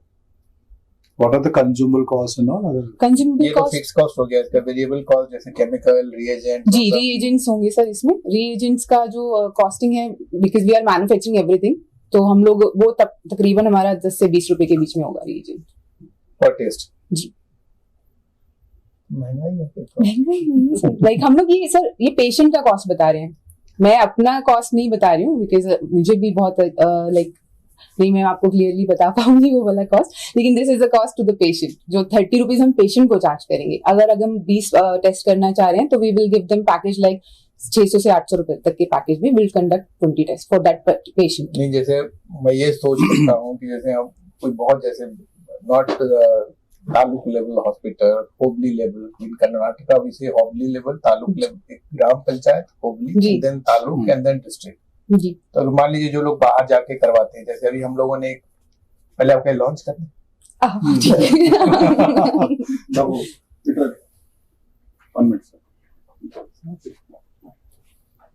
आप इधर आ जाइए.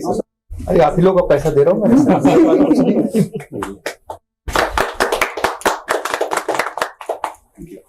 ये पूछ रहा था कि अगर मान लीजिए अगर हम लोग आपका टेस्ट यूज करके अगर आपका बहुत कॉस्ट इफेक्टिव है तो हम लोग कोई हमारे जो कंपनी थे जैसे आपका है, चाहे हमारा नासिक वासिक में है, जहाँ भी है जहाँ, तो वहाँ हम लोग इससे मास स्क्रीनिंग करा सकते हैं ना। जैसे अभी हम लोगों ने नासिक में 40-50 लाख रुपए का एक व्हीकल दिया, उसमें कैंसर का भी वो जो मैमोग्राफी करते हैं उसमें 15-16 डिवाइस, लेकिन वो सारे जो नॉर्मल हमारे लैब में होते हैं वैसे होते हैं जी।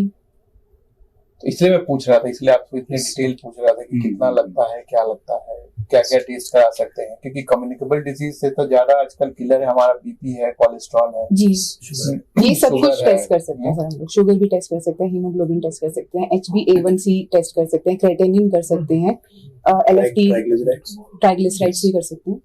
तो सारे टेस्ट पॉसिबल है sir. At present we are able to conduct 15 test अभी तक, और R&D में हम लोग इसको बहुत जल्द 25 तक लेके जा रहे हैं, और 50 का हमारा एम है कि हम 50 टेस्ट कर पाए। IIT गुवाहाटी में सर बहुत अच्छी बात है, कीजिए।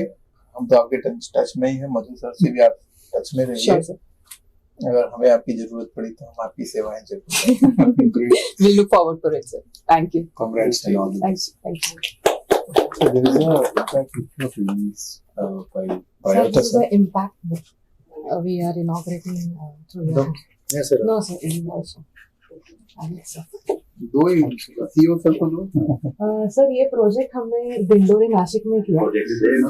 You can see that for COPD and TB screening. Yes, yes. 27 villages and 12,000 people working.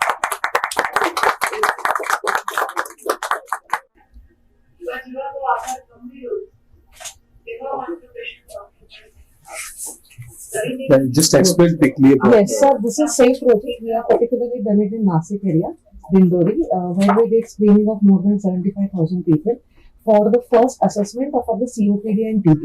And this has given us a recognition by and that is the reason we have launched this impact book. CCMB is being a crucial part of Rayata's growth. Now we have two devices, sir. You can see it on the technology desk. One is already in the market, and through YearHealth we are coming up with another device which will be used easily at the PHCs and the hospital level, sir. Right now we have a handheld device which is easily used in all the lower sector areas. But going ahead with the easy to use and more modern devices coming up. And our test price is around 40 rupees per person. Very good. Yeah, and we have been doing this project in Nasik for Dr. Bharti Pawar's assistant. She is cabinet minister in Delhi for health, and we could get the project through Ramji sir's help only. And we are doing this project again ahead under NHM for another project in Rewa and Pondicherry and Karnataka coming up.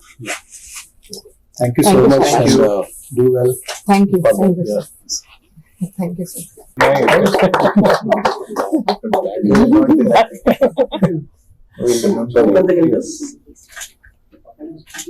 Thank you so much for coming. अब मुझे लगा कि उस समय लोगों पैसे कुछ समय भी फंडिंग कराओ। Thank you. This is from AAC. So this is our offshoot. Atal Incubation Center. Briefly about this, but they drop. Yeah. So this is future plans. We are working with Dr. Karthik.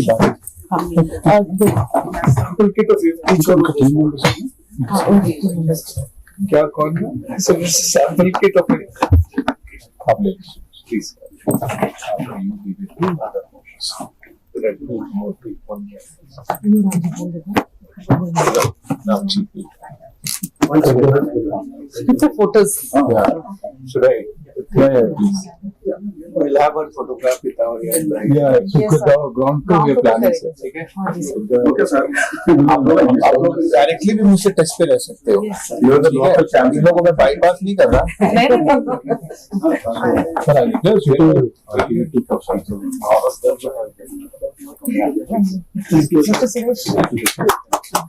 Our system Pitapa is very energetic to support all. He created one program, sir. Acceleration in diagnostics का sir आपकी से इस पे भी retirement के बाद काम कर रहे हैं good fact inspiration Suresh I'm 77, so I need to stop.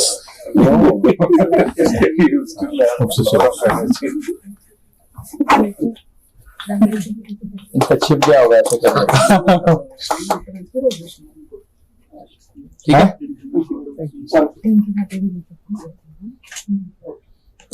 Thank you. It's really good. Thank you, sir. No, it's not that I am here. I'm saying I'm really happy about it. Yeah, I mean, really looking at innovation, CSR is something that really good. And as you rightly said, there is too many regulation, ethics, because it's a health issue. It's a matter of life of a person. तो अब चाहिए चाहे नहीं चाहिए वो हमारे control में नहीं है उससे आज मैं when I was coming the flight I was reading the 365 lesson of stoicism तो उसमें यही लिखा हुआ था कि there are certain things which is under our control which is freely given by nature. Yes. Like about this event, how this event will run, what he will say, what other speaker will say, I have no control. But what I am having control on my opinion. Okay. So what you think you are doing good, you should do. And why I was telling not my history, because I never thought that what I am going to be. But every stage, at age of my 54 years, again I am learning from my great lieutenants about the metal, melting point, cadmium, how it is a health hazard. No, seriously. how is making the smart card for army? It's an entirely new thing.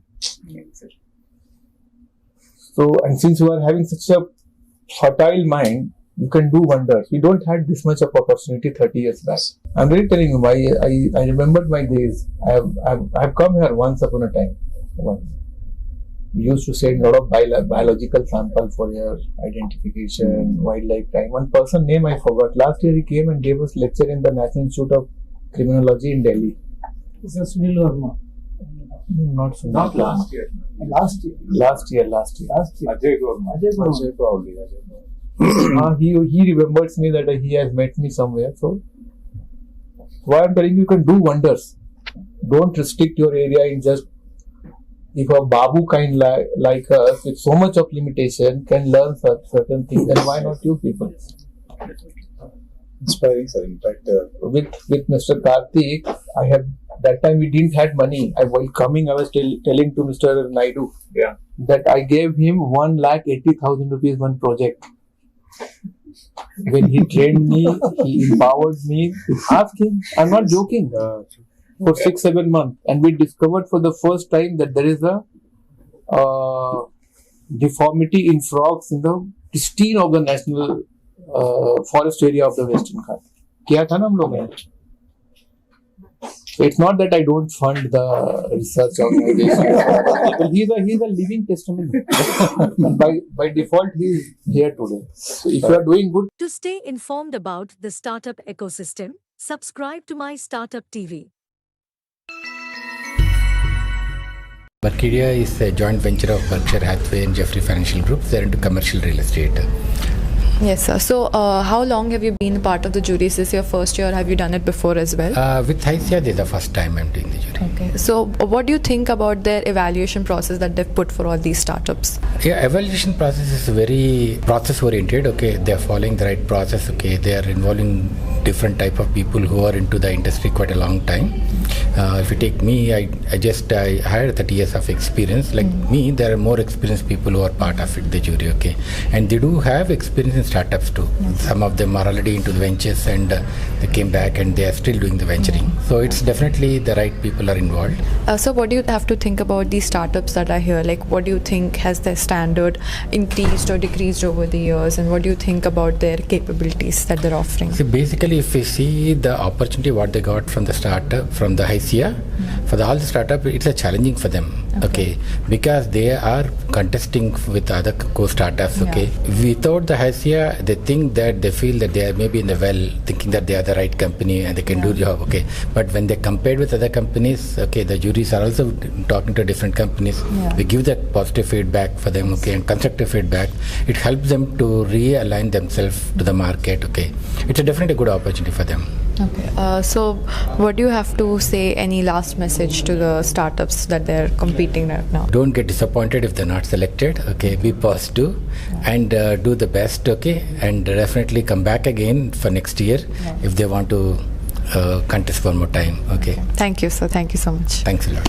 To stay informed about the startup ecosystem, subscribe to My Startup TV. I work for a company called Mauritech Global Enterprise Solutions Company. I'm a director of PMO. Okay. That's brief about me. Yes. So is this your first time working as a jury for this event? Yes. Okay. So what would you like to say about the startups development over the years that you have seen in the industry? Really good. I'm super happy to see the development here, the quality of the outcome, the ideas, and the solution that we are seeing is too good. And I'm really thankful to the HICIA for coordinating all such events, and really happy to be part of the jury. What would you like to say about the process of evaluation that has been put forward for these startups? Sure. So we typically look at the problem statement. So what is the problem statement? Would that really resolve in the customer's problem? And what is the security features that they have developed? And what is the competitor analysis? What are the competitors that they have evaluated in the market, and how their solution is unique from the current competitor analysis? What are the value adds? What are the value benefits they are proposing? And how effective is the solution? And whether it is scalable or security? Those are the aspects we typically look into. Okay. What's your take on HICIA's initiative to bring forward this for all these startups, to bring a platform for them? It's a really great idea. I'm really thankful to HICIA for bringing this thought leadership, bringing the AI enablement, all that aspects together, bringing the industry leaders together, and encouraging the startups, encouraging the established companies is a really great idea. Thank you, HICIA, for that. Thank you, sir. Thank you so much. To stay informed about the startup ecosystem, subscribe to My Startup TV. Hello, sir. Would you please tell us about your experience about the evaluation process that has been put forward? It was a wonderful experience. I have been a jury earlier also, but this time it was even better because I was not looking at startup. Startup, of course, is great fun, but this was established products. The process was extremely good, and we were able to the amount of time that was given for the companies to present and us to ask questions which were more relevant was quite sufficient for most of the companies. Of course, in some cases where we felt there's a huge potential, we did go beyond the stipulated time and ask them more questions, etc. That happened, but on the whole it was a good experience. All the jurors were very, very experienced, and it was good to be part of that entire team. So over the years, and according to your experience, what is the major change that you have seen in the startups that have come forward? So unfortunately, I was not part of the startup jury yesterday because I had another conflict. But for the established companies, if I look at it, the established companies are also coming up in newer products. Having been in the market, they are looking at new potential. So it's more of deep dive that they are doing, coming up with differentiated products. So it is not an increase or an incremental change in their own products, but they are also exploring new ideas, new products, etc. So that's where I thought was a change. What do you have to say about HICIA's contribution to this initiative that they've taken? I think HICIA has been doing this, and this is the 31st year for them. It's tremendous. I think we work with, as task, we work very closely with HICIA. We run initiatives like the Project Drona, etc., along with them, where we are, it's an immersive experience for the faculty members also, so that they can train our students and the youth of Telangana much better. So we are definitely doing that, and before I end, I probably would like to just give a message to all the people, saying that 14th is the main event. So I definitely look forward to coming here and looking at the actual product demos in the stalls, etc., for all the people whom we met today. And also I would like to request that anyone who is, and today technology is pervasive in everything, should come and become part of this HICIA event. Thank you. Thank you so much. To stay informed about the startup ecosystem, subscribe to My Startup TV. What do you have to say about HYSIA's initiative that they've started this, and they've been doing this for the past 30 years, if I'm not wrong? This is the 31st year. Yeah. We have been we've been making constant efforts to, develop the culture of innovation. Yeah. So as a part of that, the HYSIA Product Awards not only try to bring innovations from the startups, but we also encourage our member companies to actively participate in this initiative. And this is indeed a celebration. You can actually see the number of startups that have come, and the jury is active and enthusiastic participation in that. So we believe that strongly that this is an intervention that can bring different personas to bring to one place. It's bringing the ecosystem to one place such that the people involved in innovation, they are getting advantage from different personas. If you see, the jury here has got different personas coming from product background, technical, business. So there are different personas. So we see this like a platform for people to get inspiration, get inputs on what they are innovating. And it's also a good platform for people to demonstrate their innovative work. So I'm also very proud to mention that there have been some of the unicorns that emerged from Hyderabad that have been identified in the past from HYSIA Product Awards as well. So, yeah. So what do you have to say over the years, the development in these startups? So what is the major change that you've seen in them? The reason is we are now seeing that the quality of the startups that is coming up is has lot improved, and they're really, it's a serious business with most of them.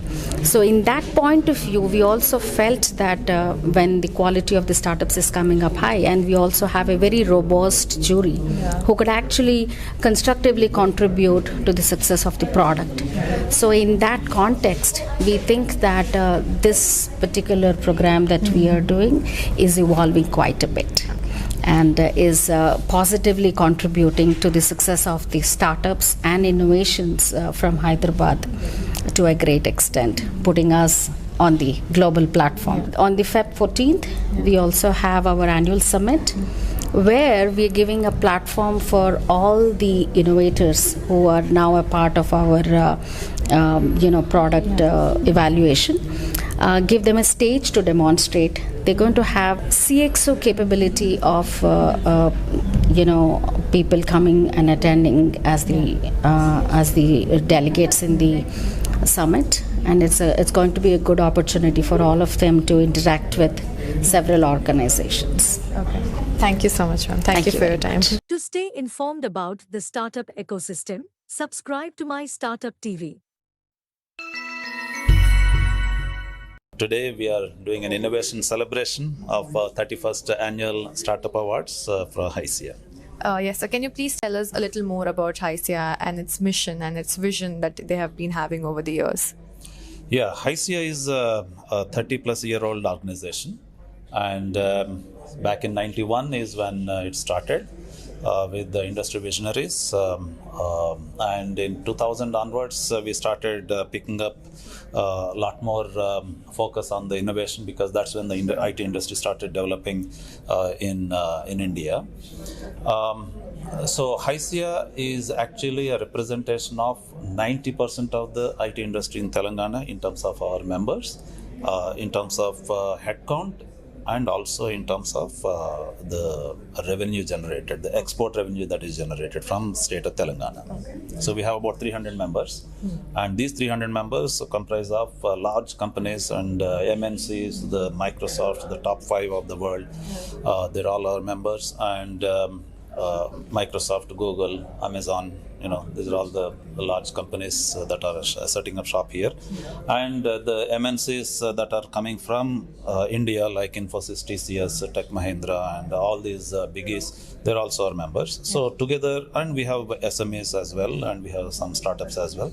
So together, these 300 members comprise of the 90% of the revenue that is coming out of export revenue that's coming out of the state. Yeah. And also 90% of the headcount. Okay. So can you please tell us, over the 30 years, what kind of development have you seen in these these companies and these startups? Oh, wow. A lot of it has happened over last, I would say, 23 years. The turning point is 2000. Okay. That's when Y2K bug has hit the industry, and that really opened the doors for innovation in India.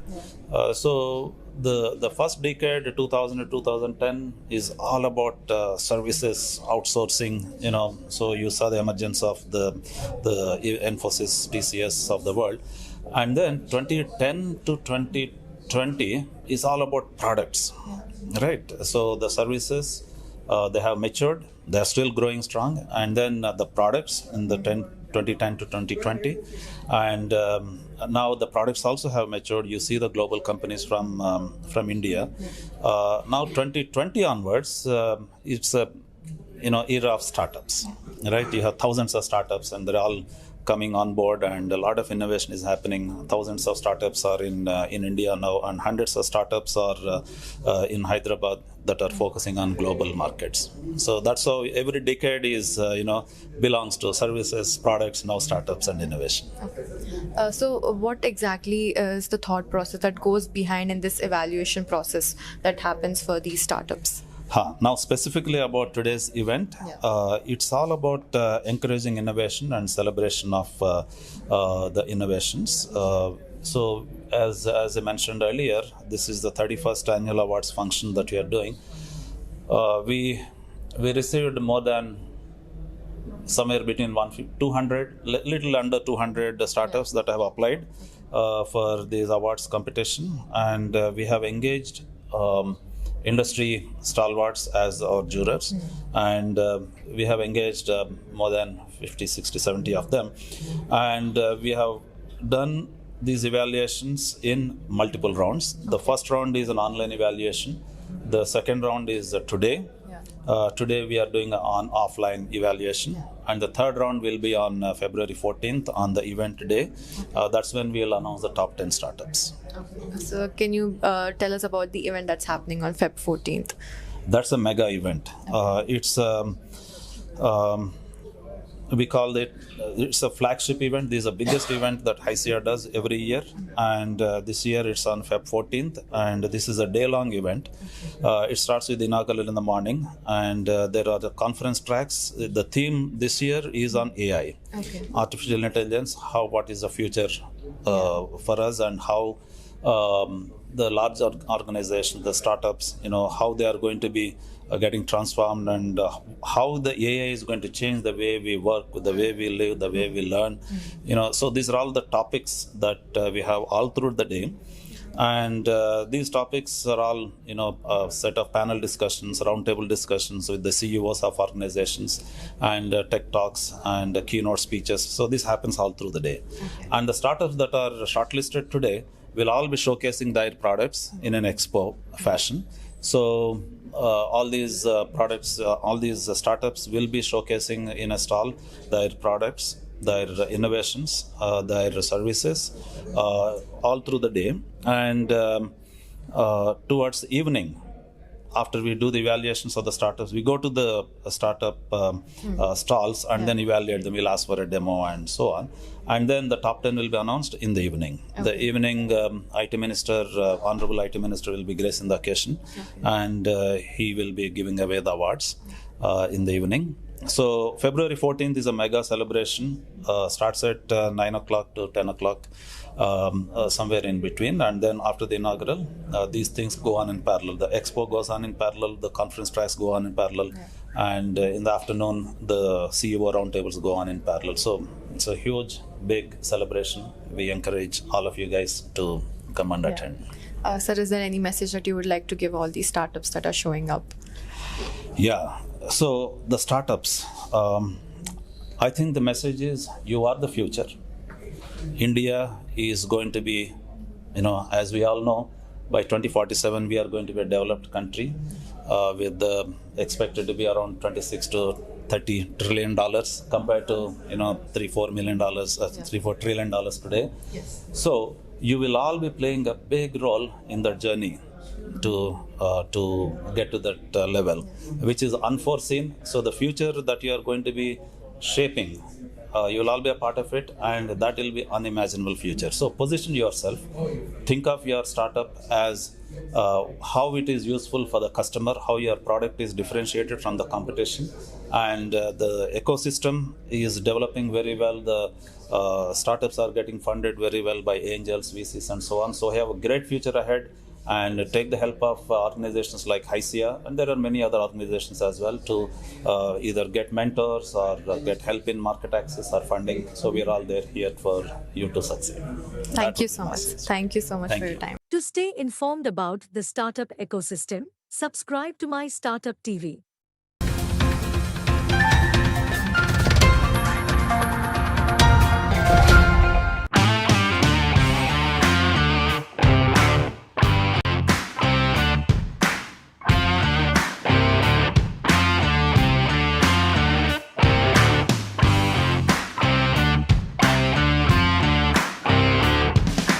My topic for today is opportunity or dilemma, doing business in volatile macroeconomic condition. We are undergoing through a very unprecedented times. We all know the global economy, somewhere there is raw material supply chain equation has changed. The country's GDP, the whole debt ratio, they are changing dramatically. And with that, many of the CEOs, chairmen, and the country leaders, along with ministries deliberating today, is it time for an opportunity or is it time for dilemma? So therefore, I'll shed some insights on it.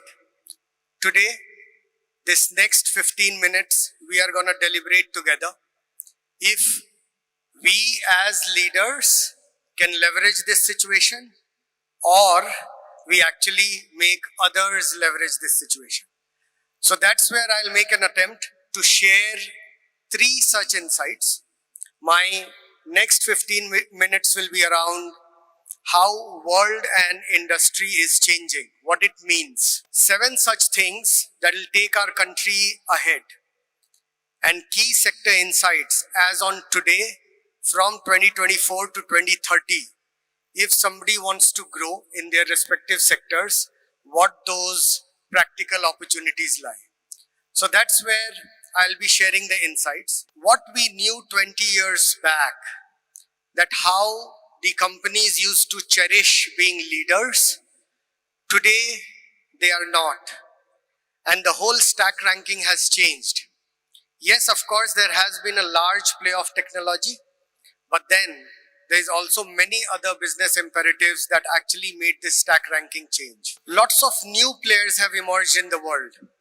They are actually giving lots of challenge and threat to many of these so-called biggies who actually had the largest market cap, and now it's slipping away. We are progressing around it. Just about few years back, this dream was not even discussed. Today we are marching towards it. If you will see on this, one very interesting statistic says our employment rate, which is at a 387 million today, this is gonna become double, which means that there is a whole throughput of GDP per capita income, which actually is gonna touch the country in a way that the country becomes the country of buyers. So if this has become a country of buyers, then as CEOs, chairmen, and the country leaders sitting in the room, are you ready to actually make your whole production go up, make your sales force go up, make your business vision and thinking go up? If you will try figuring out the various sectors around the world, if we see the world GDP growth, it is about to grow 2.5x, approximately from 80 trillion to 258 trillion. Now with that humongous upside, the industries which are going to participate in this, as you can see, and this is primarily from the vantage point of India, we will have lots of play in services sector. It has always been, we have been a services economy. We are known for our quality. We also are pretty much progressing on the manufacturing front. which used to be a single digit contributor, now has come up to double digit. The other very important area wherein lots of work investment that already has happened and is about to take a surge is the infrastructure.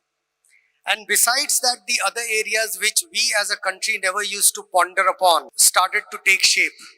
And those are around utility, extraction and mining, and agriculture.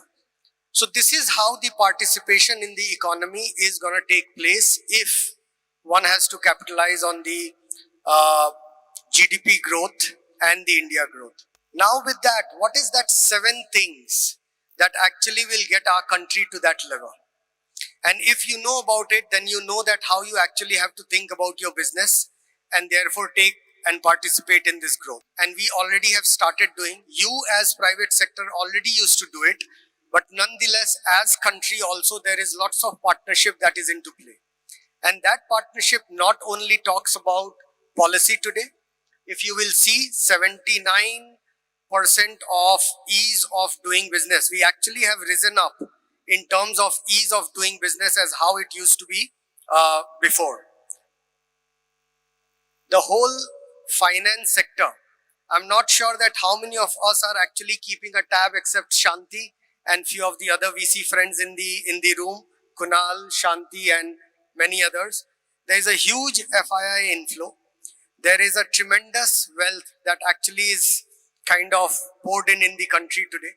And there is a huge VC funding which actually is looking at our country, how to capitalize and get the best ROI on it. Infrastructure, we are actually in the digital infrastructure today, almost arguably number 1 when it comes to fintech.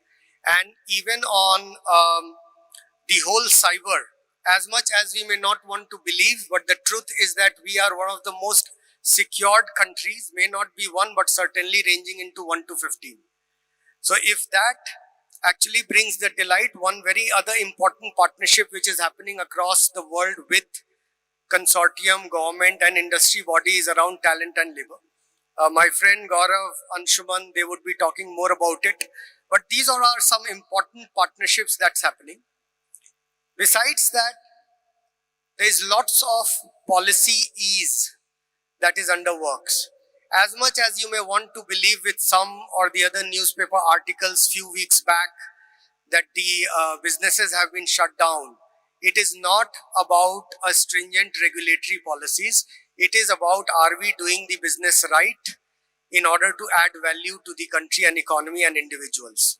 With that, not only us, the countries across are actually taking very aggressive steps, and no way we are lagging behind. We pretty much are marching along with them, if not faster, and we intend as a country to actually participate and capture that opportunity. We unfortunately also as a country have to focus on few areas wherein certain deliberations have started happening. This is the third lever, which is around social infrastructure. We arguably would be one of the best in digital infrastructure when it comes to payment, but then on social infrastructure, the other countries, they invest approximately 20% in 2 important categories, which is healthcare and education. We unfortunately invest between 2 to 5%, ranging to max 6%. Now, until unless that changes, though we may grow, but we may not be able to sustain that growth. Besides that, there is third sector, which as a country, many of you would be participating indirectly, few of you would be participating directly. The defense sector, many of important countries in the world have a continuous investment around defense capabilities. And as a country, we have some opportunity to relook at the defense budget as well. The other important lever that our country is thinking upon, and many of us in private sector already have started showcasing our medal to the world, which is around modern technologies.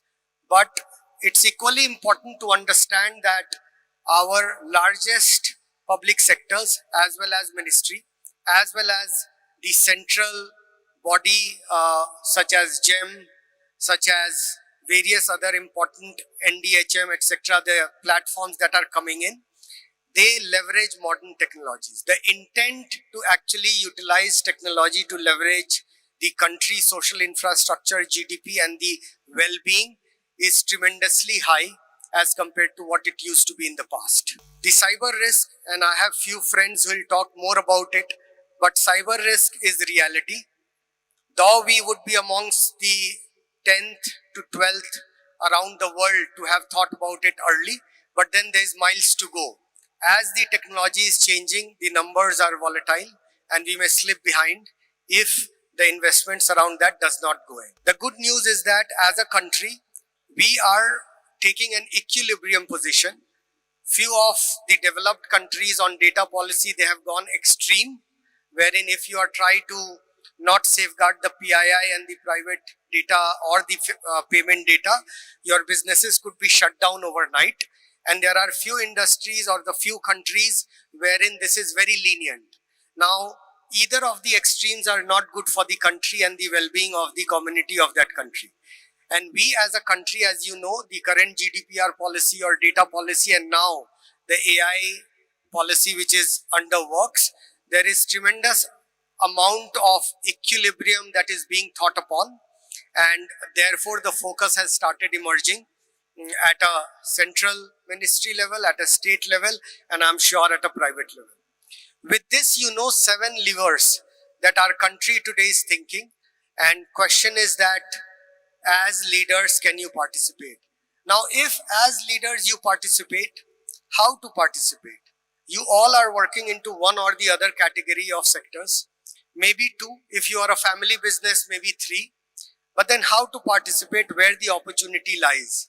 And that brings the contextuality of my third section, wherein I will be sharing insights that as sectors, how these developments look today, and therefore what it means. First, very important sector, agriculture and consumer. Can I see a raise of hands? How many of you are into agriculture? Okay, hardly 1% of the room. Now here, is that an opportunity? I leave it up to you to deliberate. But then if you see, and there are small text, so maybe just to contextualize it for you, in oil and seeds, we as a country have started thinking that how we become the exporter than a consumer. We also have pretty much comprehensive program around dairy development, and I'm sure in newspapers you would be reading about it. We also are very serious about blue economy. We call it as Blue Economy 2.0. You also know it from the perspective of ESG in private sector. So there is lots of work and participation that has started happening in this. The second is automotive. In automotive, if you will see the today PLI scheme and the auto components, the budget has been raised from INR 604 crores to 3.5k crores. The FAME 2, which is extended in FY25 with a budget of 2.671 crore. We also have various government focus on the EV infrastructure. I'm sure you know few of the automotive leaders sitting in the room would be participating in that journey, but this is only going to grow. Education. There is a humongous impetus on education. If we have to sustain what we are building, this is one of the most critical pillar. And there is already a budget increased by 6% to INR 1.2 lakh crores. There is also the government schools funding, which is from the Pradhan Mantri Yojana. There has been a INR 6k crore that is pretty much getting invested. With financial services, this is one of the backbone of the country, not just for India, for any country in the world. And there is a humongous impetus in terms of investment into this. Lots of investment in public sector is also happening as I speak.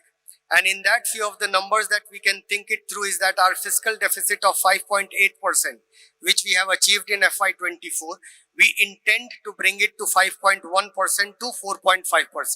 That is a humongous crawl back.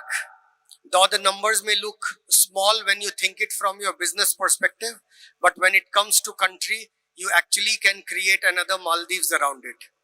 So with that, if you see the credit assistance, it is a 78 lakh to street vendors, that is 78 lakh crore to street vendors that actually is gonna be invested under PM Samriddhi Yojana.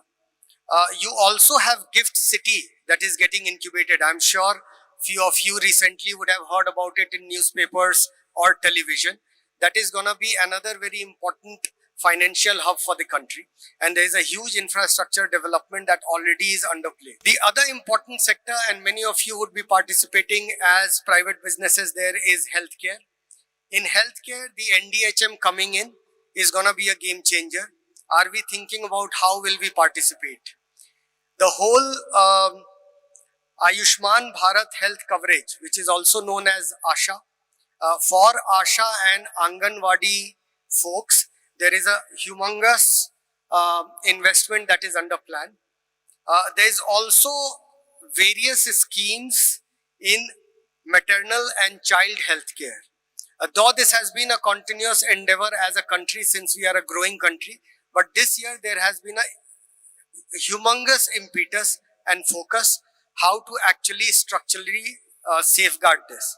So healthcare is another very important sector which is to look upon. The core for any country and where the exports and imports equation actually lie. The chemical and fertilizers. If you will see, there is an import substitution, 100 metric ton of the coal gasification, and the capacity has been announced to be set up by 2030. What it means is that we have been consumer of coal and such raw materials in the past. How can we be exporter of it? And few of you who are into this mining industry can actually think it through in terms of opportunity. There is also bio-based chemicals. There is a scheme which is actually underway and getting rolled out as I speak. The whole idea again is that how to have the financial aid available so that we become self-reliant.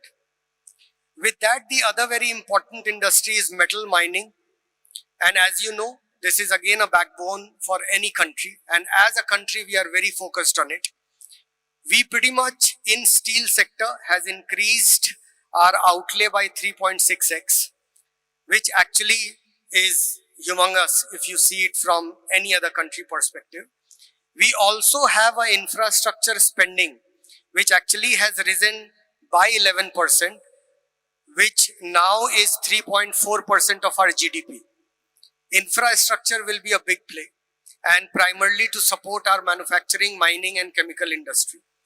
The PM Gati Shakti, as you would have heard about it, many of you into the manufacturing who has to use the road transportation, the PM Gati Shakti is gonna change the whole dimension of how you do business. As in software, we say TAT and SLA post-production. So your TAT and SLA for your product to reach to another supplier or manufacturer will come down dramatically. And think about it, if you become efficient by 20%, how much of efficiency you actually bring into your P&L. Oil and gas, very important sector, very difficult sector. But again, here there is a humongous focus. We want to be a net zero country by 2070.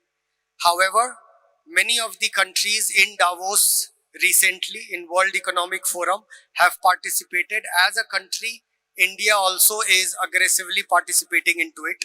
And with that, there is a 100 metric ton classification, liquefaction, factory establishment, it is happening.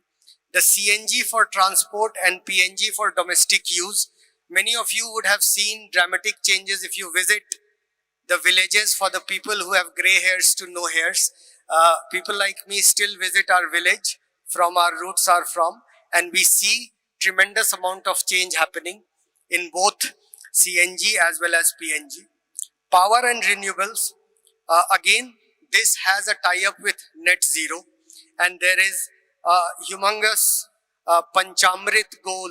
If you will go through your current FY24 budget planning that has come out, it is known as Panchamrit goal, wherein ensuring high resource efficient economic growth for energy security, availability, accessibility and affordability.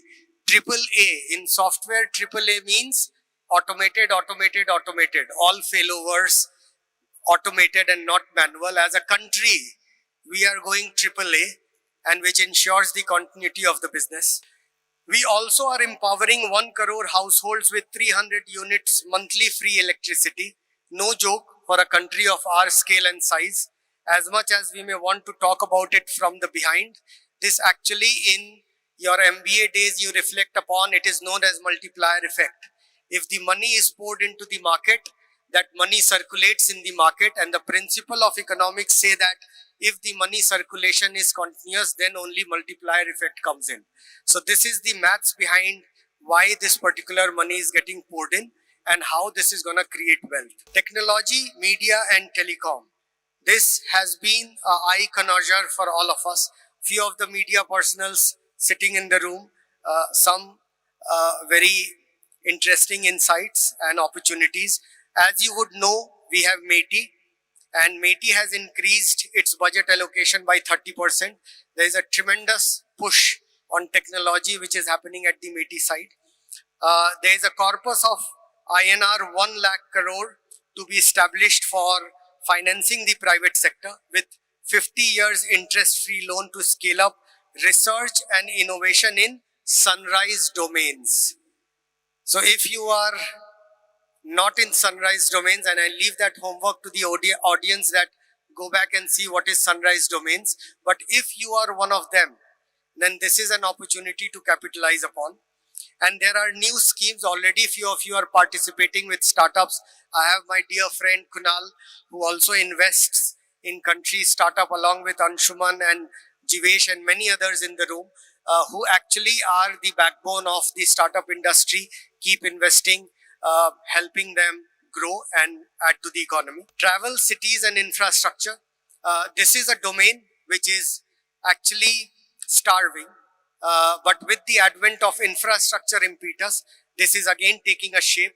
The infrastructure budget has increased by 11.1% to INR 11.1 lakh crores, accounting to 3.4% of our GDP. 3.4% of our GDP means in APAC, you wrap up 60% of the countries, they become yours. So that's the kind of scale when you think about this 3.4% for the scale of our country. We also have Pradhan Mantri Yojana, Grameen Yojana, as you are aware about. There is a 3 crore housing units highlighted with plans to add 2 crore more for rural housing. So there is a Yojana around it and there is a budget allocation. And then there is an activation of 517 new routes under the UDAN carrying over 1.3 crore passengers. Means whatever X that you see today in hospitality industry is gonna take shape in terms of plus 1.3 crore passengers participating in this change. With that, if I don't talk about the Gen AI opportunity, it will be a miss. As the event talks about AI possibilities, we are sitting on 120 billion of TG here. You actually can capitalize on this as world globally is counting on this money to capitalize. 6 billion of that money has come to our country in the form of various investments or R&D and innovation. Benefit that industry is seeing, many of you would be participating in that. There is a software developer productivity that is about to be touted.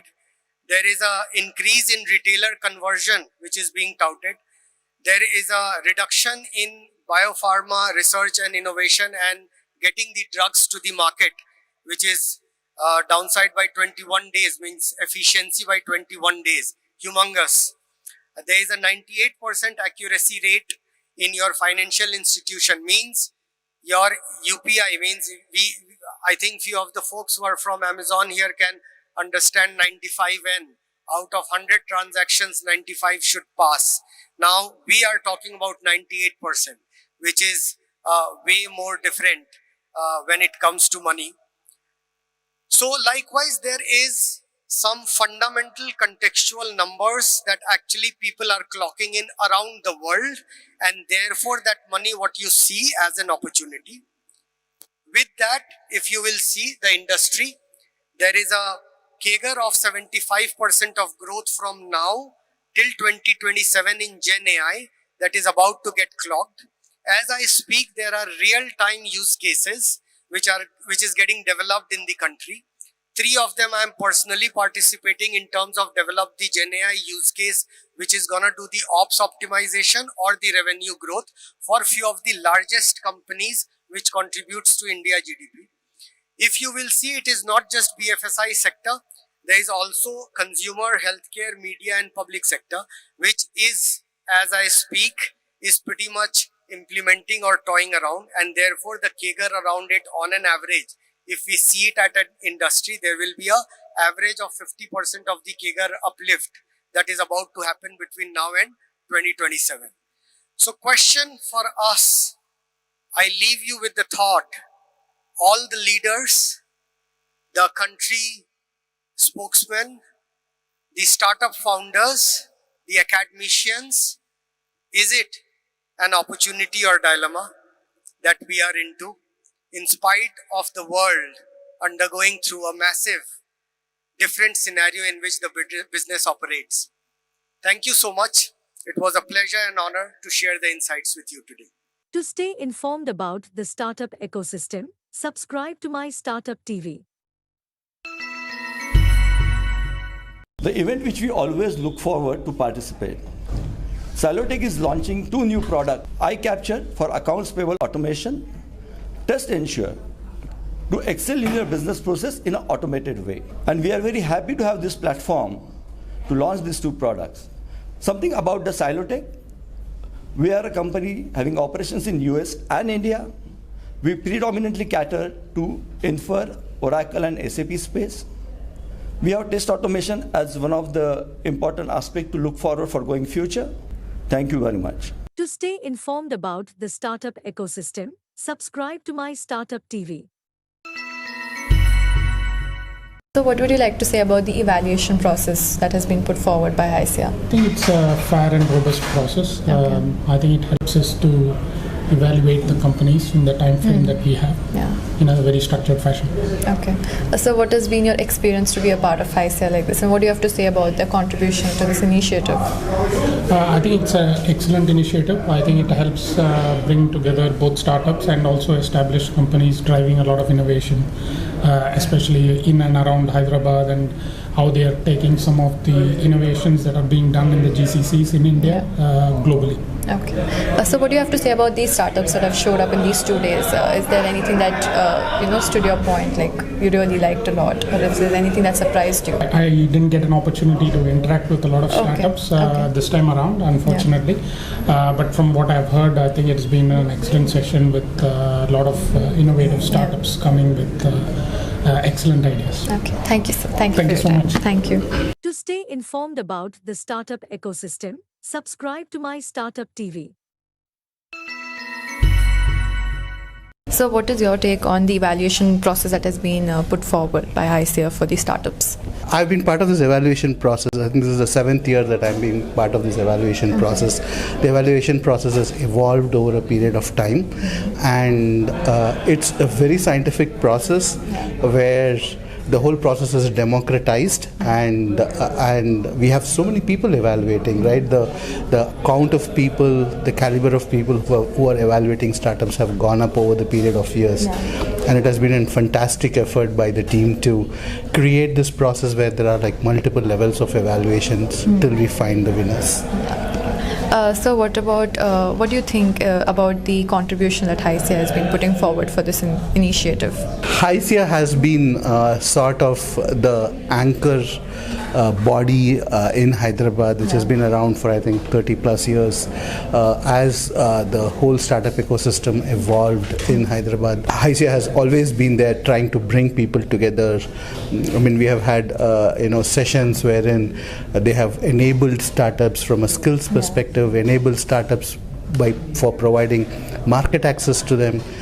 They have always been there to ensure that there are people skills that are developed. Right, we have women in leadership programs. We were women in tech programs. We had student skilled upliftment programs, wherein we are bringing a lot of people in so that we get the right set of people around, so that the startups need from a tech perspective, and also providing them with all the technology credits required, all the technology know-how required. And the third part that they have been doing a great job of is bringing enterprises and startups together, right? Matching them so that where there are needs from enterprises, they have been able to find startups that can actually fulfill those needs of enterprises.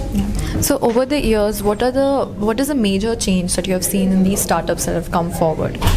Since you've been a part of it for like oh 6, my 7 god years so we were just discussing with a few folks, right? The quality of startups have immensely developed. The maturity of the startups who have been around have grown, right? The market problems that they have been solving have evolved, right? From a few years ago to today, right? We have had an amazing lineup of ideas, and all the infrastructure required to execute on those ideas is also there right now. So startups are able to bring their products to markets much faster. They're able to get all the help required, and I think it's an amazing time to be a startup in Hyderabad today. Thank you, sir. Thank you so much. To stay informed about the startup ecosystem, subscribe to MyStartup TV. Zoyer is basically a product which is into spend management. It helps a multitude of personas do their business. So let's say there's a procurement manager. It helps them replace a procurement. Then it goes for approvals. It goes to the vendor. Then the vendor also does the dispatches. So all the three-way matching, invoice reconciliation, all those things is what we provide. We make the lives of other accountants, finance managers and CFOs easier by automating the end-to-end workflows, and we make sure nothing is on emails and Excels and Words. Everything is on the software with lots of visibility and tracking. Thank you. To stay informed about the startup ecosystem, subscribe to MyStartup TV. I think first of all, thanks for this opportunity for us to present Blue Swan as a platform and a product. It has been an exciting journey for us in this space over the last 2 years with a lot of new innovation kicking in. I think this will be a game changer for the quality engineering practice at Signity as well as for our clients with a lot of Gen AI and new AI use cases that we are trying to solve for them to provide better proposition in terms of faster innovation cycles, efficiencies that we can gain because of automation and the journey towards autonomous. So I'm super excited about what we are doing at Signity and what we will bring to the larger community as well. Yeah, just a second, Rajesh. We're all super excited and then looking forward to interacting with all of you at the HYSIA annual event on the 14th of February. See you there. Thank you. Thanks. Bye. To stay informed about the startup ecosystem, subscribe to MyStartup TV. So we are here today at HYSIA to showcase our Marquee IPs, which is from the powerhouse of K-Labs, which is a dedicated innovation center of excellence. And we have registered for 3 products, KeyTap, DQ Gateway and API Test Easy. So I also have my colleagues who have actually been backbone behind these products. I'm heading K-Labs, which is the innovation and R&D unit of Kairos. So there has been a lot of investment from our senior management in building innovative products which address the gaps that we see in many areas in the quality engineering space. And it has been an amazing experience here today presenting all of the products that we have. And thank you. And we are also excited to be part of this HYSIA and the kind of questions they had, and it will definitely help us in terms of moving it forward with those. Thank you. So looking into the crystal ball, we are definitely future ready, and more importantly, we will continue to innovate while co-partnering with our customers. Thank you. Thank you. To stay informed about the startup ecosystem, subscribe to MyStartup TV. Hello ma'am, so can you please tell us a little about yourself and your startup and what role you play in your startup? Hi, I am Nisa Rahman. I'm the founder and CEO of Neve. Neve is a device which is a heating pad that is used to reduce period pains. Okay. Okay. That is So what was the reason that you started this? Like, how did you get this idea that you want to do something like this? I suffer from terrible period cramps ever since I got my periods, and I tried every single thing possible from painkillers to home remedies, and nothing actually worked on me. And I figured out that popping in painkillers has a lot of health issues, like it all causes a lot of side effects, and that's where I came up with a natural solution, which is reducing the pain through thermotherapy, which can be done through a heating pad. Okay. So can you explain a little about the process of thermotherapy, what goes on behind it, and how does it help in easing cramps? So we usually get cramps because of the blood gets thickened, and that's where when we apply heat from the outer layer, it actually melts down the blood and it elevates the muscles that soothes and reduces the period cramps. And we design Neve specifically keeping in mind the menstrual pain, which is the abdominal pain, the lower back pain, and leg cramps. Thank you so much. Thank you. To stay informed about the startup ecosystem, subscribe to MyStartup TV. What do you have to say about the jury's evaluation process? It has been very well streamlined, and it has gone really well for the past 2 days, be it on the startup or on the established. Yeah, it is really very well streamlined over the years. Yeah. Okay. Yeah. So in these 2 days, is there anything that you really admired about these startups, or that just struck your mind? Absolutely. We met quite a lot of startups yesterday, and also established companies today. What we have seen is obviously there's always a great level of energy when we talk to them, and but one key difference in the last couple of years is the kind of problems they are solving is really good and really important for not only for the commercial success but also for the country as such. They're really solving climate problems and of course leveraging AI. And it's really moving to a real good problem domains and really exciting. Looking for that. What is your opinion or your take on HYSIA's initiative for this that they've put forward? Yeah, so this initiative has been there for years. It's very well It's for established companies. It gives a great recognition and motivation, and to encourage more innovation from their India centers.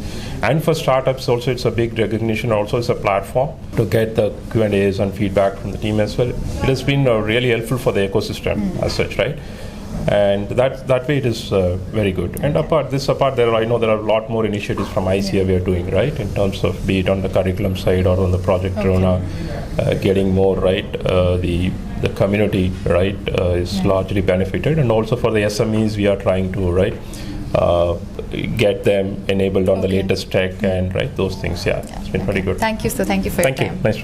To stay informed about the startup ecosystem, subscribe to MyStartup TV.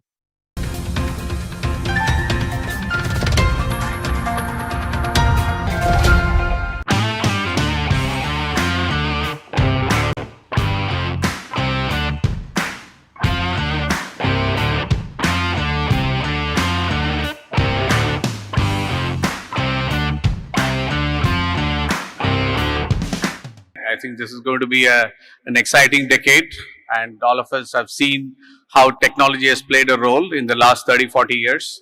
And when things do come together, it can create an exponential impact or compounding impact, and that can be very disruptive for our lives, and it can be challenging, and it can be exciting, and all put together the theme summarized as celebrating the AI future.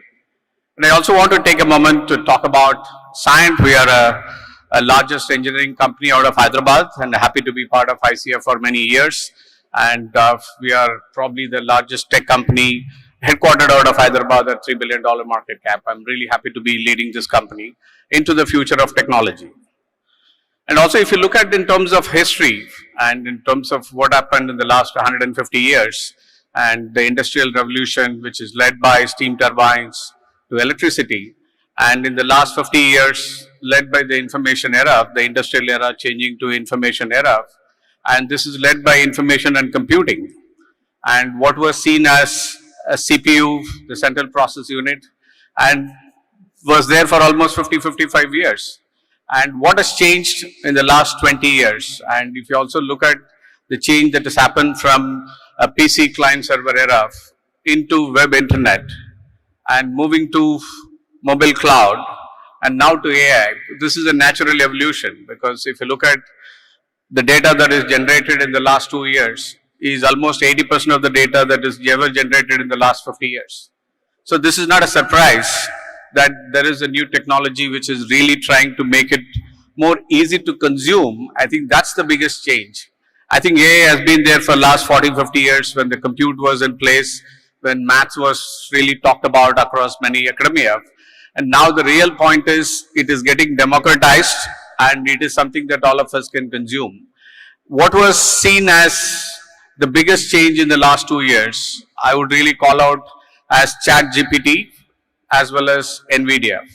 I think I would really say both in the same sentence, because one cannot exist without the another. And what was seen as the compounding effect, and if you listen to Janssen, the CEO of NVIDIA, he talks about million times change that happened in the last 10 years or in a decade. If you really look at in terms of price, power and performance of compute as well as software.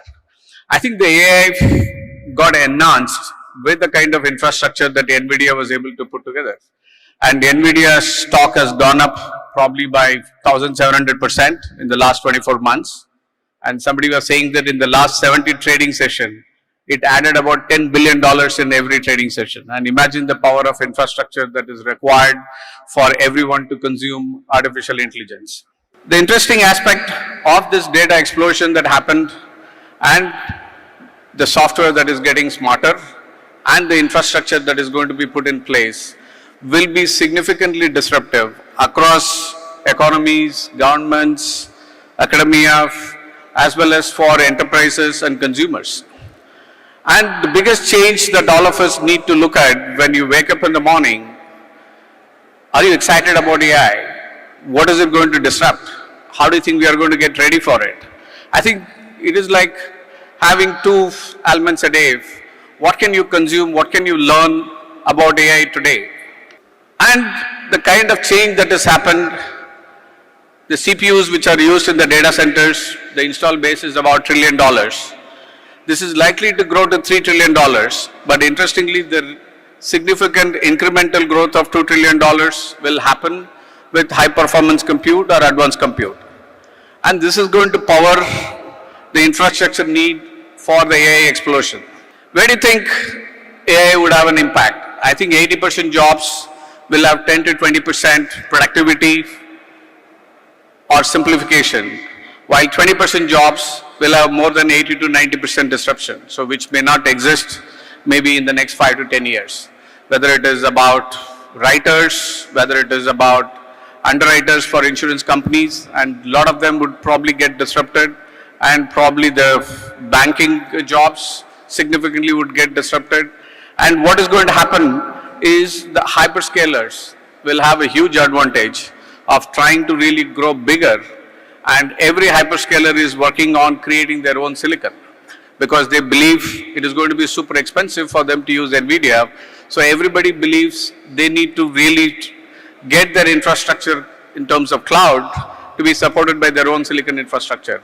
So the changes that are going to be seen, whether it is on silicon, whether it is on the data centers, whether it is on cloud, and whether it is on the software that is going to run on top of that, and combined with what is going to happen on edge, whether it is on the smartphones or PC or laptops, or whether it is on 5G. And I think this is the combination of technologies coming together, and that's the decade that we are in. And we have started seeing 5G being rolled out in many countries, and there are already about 350 to 400 million plus consumers who are consuming 5G today, and the enterprises are upgrading their system. And imagine the power of if you are able to move the data from edge to cloud seamlessly, and that's going to be enabled by 5G. And this is going to be significantly disruptive for every one of us. And where do you see the use cases? Where do you see significant impact that is going to happen? Whether it is about text or image or audio or video or autonomous systems in the form of cars, mining, or in the form of robotics and IoT, I think all of them will have a significant change. The industrial AI is here to stay, and that's going to be significantly change how the businesses are run, and the democratization of AI beyond tech companies into every form of life. And the biggest thing that I am really personally excited about is AI for science, whether it is about biology, chemistry, and some of the examples quoted by Satya Nadella when he was in India last week. And he was talking about how to really reduce a lithium consumption by 70% in the batteries, and which can produce the same performance. And this is enabled by a national lab in the US and working along with the battery manufacturer. And he was talking about they created a prototype, they tested it, they validated it. Can you really produce a battery which is 70% lesser lithium? And imagine the impact that this can have in the form of drug discovery or in the form of new proteins, new molecules that can be discovered, and the kind of diseases that can be eradicated in the next 10, 20 years or can be used to cure. And this is significantly disruptive. And this is going to be an exciting future. And if you really start seeing the kind of scale that is likely to happen, if ChatGPT 3.5 was expected to have an IQ of 130, this is 2023, and imagine when it gets to 160, which is the IQ level of Einstein, or if it goes beyond that, and we are going to see a lot more power of AI helping us to live more safe, more healthy, and more productive. I think this is going to be the future that we are really excited about. And where do you see the use cases of AI being applied? Whether it is employee experience, whether it is customer experience, customer support, product support, or whether it is about reimagining the business processes and also driving the new form of innovation. I think every traditional business or legacy business today can be completely disrupted across many segments. This is going to be the beauty of what AI can do. It's not about just staying with the tech companies, but permeation of this technology across all the segments. The future is going to be led by whether it is ag tech or health tech or industrial tech, and all of them will have a significant role of AI to play. It is not just about the AI for language. I think if the GST has created India as one single market, and can AI really integrate India as very powerful, potent weapon of really be language agnostic. And this can really create a significant opportunity for many businesses, be it on startups or deep tech companies or in terms of enterprise companies from India.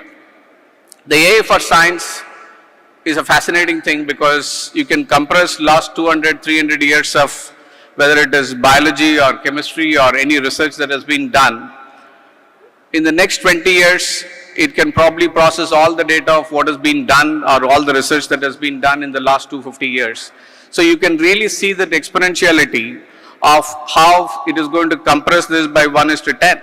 And this is going to be a fascinating future that I am personally excited about. It is not just about the large language models. I think it is going to be the small language models. It is also going to be tiny language models and LLM, SLM, TLM, and all of them will enable AI being democratized not just at the enterprise level, but also at the consumer level, and not just at the data center or cloud. It can probably be brought to laptops or even for smartphones. I think this is going to be the power of opportunity that exists, and if all of us have a role to play, it can probably cut across all the areas of TLM, SLM, and LLM, and not just leaving it to LLM, which is going to be a big boys club, because I'm sure hyperscalers would dominate, and the kind of investments that people are talking about. I think Google is expected to make about $50 billion investment in 2024 just to upgrade their infrastructure. And imagine if this is going to be close to about $400 to $500 billion that all the hyperscalers are going to invest. It's not a small money. It's not something that is easy for anyone to really replicate that. The another interesting aspect is 1/6 of the talent on AI comes from India, and 25% of incremental workforce globally is going to come from India. Like what we have done from wired telephone to wireless or mobile, can we really leapfrog, taking opportunity of AI? Can the businesses be reimagined differently? Can we build the future for India, which can also be exported to the world? I think that is a fascinating future I'm really excited about. What do we do as leaders when you are really trying to think about where can I apply, what are my priorities, how do I really make my company employees to be skilled and ready for the future? I think this is about every CEO or every CTO of every leader in any enterprise should start adopting it. They should become the early adopters. What did we do at Scient? We said the top 10% of the leaders have to complete a 101 Coursera course on generative AI before end of March. And we really want all of them to do at least one project on their own, whichever way that they can really impact, whether it is their own associate experience, project management experience, whether applying this for risk management, whether it is trying to really work on the software engineering, software development, and they can really choose, they really have to do at least one project in the next 2 months. The second aspect is, I'm a Copilot user of Microsoft. I'm not sure how much of it made me to be productive, but I'm still observing the kind of meetings it summarizes and the kind of key actions, key things that you get out of the meeting is amazing. I think this is just starting point, and I still want to see how is it going to really make me productive and really get about 20-25% of my time to be freed up. And that would really help us to be more focused on some of the strategic initiatives. And also it is about, like this intelligent quotient, there is going to be an AIQ, which is the artificial intelligence quotient, which is going to be very important for every enterprise, every leader, and every middle management. And it is very critical for all of them to embrace the change. And this change is coming at a pace that we couldn't have imagined before. And also build on, start using it, deploy it at scale. And whether it is about internal for your own consumption or for external for customers, and we are seeing significant change that is happening on both sides. If I take, for example, with the customers, whether it is about sales and marketing, whether it is about service, whether it is about software engineering and development, whether it is about SecOps, I think all of them could be significantly, productivity can be enhanced with 20-40%. And if you also look at your own internal functions of associate experience, HR, IT ops, and there is significant amount of leverage that can be brought in with AI. Net-net, can we create an impact of 10% of India's GDP to come from AI-led businesses? Not just tech-led businesses, we are already at 8%. In the next decade, can we add 10% more to take the tech business of 8% to 18%? I think that's a potential that all of us are sitting on. Really want to take this opportunity to thank ICF for inviting me. To stay informed about the startup ecosystem, subscribe to MyStartup TV.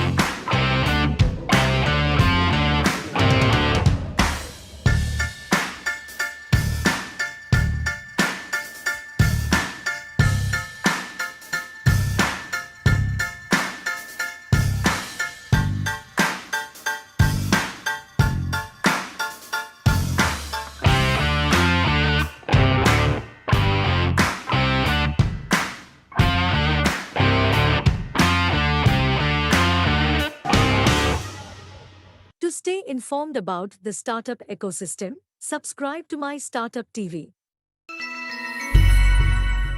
What is your personal opinion about the jury process, the evaluation process that has been put forward? First of all, I think it's a great opportunity, for me to, interact with so many participants, so many organizations, right? Yeah. The entire process was pretty, well implemented. Very clear instructions were given, and it's pretty seamless, I would say. So what do you have to say about these startups that has evolved over the years? What is the major change that you have seen in them? Right. I think the confidence level among the Indian organizations, right? I think it has grown leaps and bounds. I don't think we Indians consider ourselves second to anyone anymore. I think that is the one thing. And the kind of ideas that the startup entities are bringing, right? I mean, the kind of ideas, the kind of problems they are trying to solve, especially leveraging AI and the new technologies.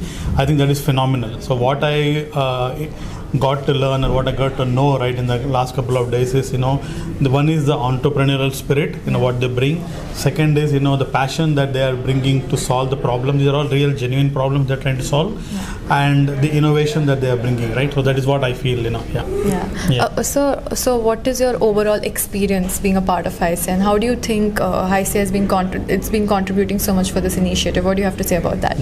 So I've heard of HYSIA for a long time, being based in Hyderabad, but this is the first time I'm participating and engaging with HYSIA. So definitely a great opportunity for all the IT professionals based in Hyderabad, right? And all the IT organizations to interact with each other. So I've met a lot of people.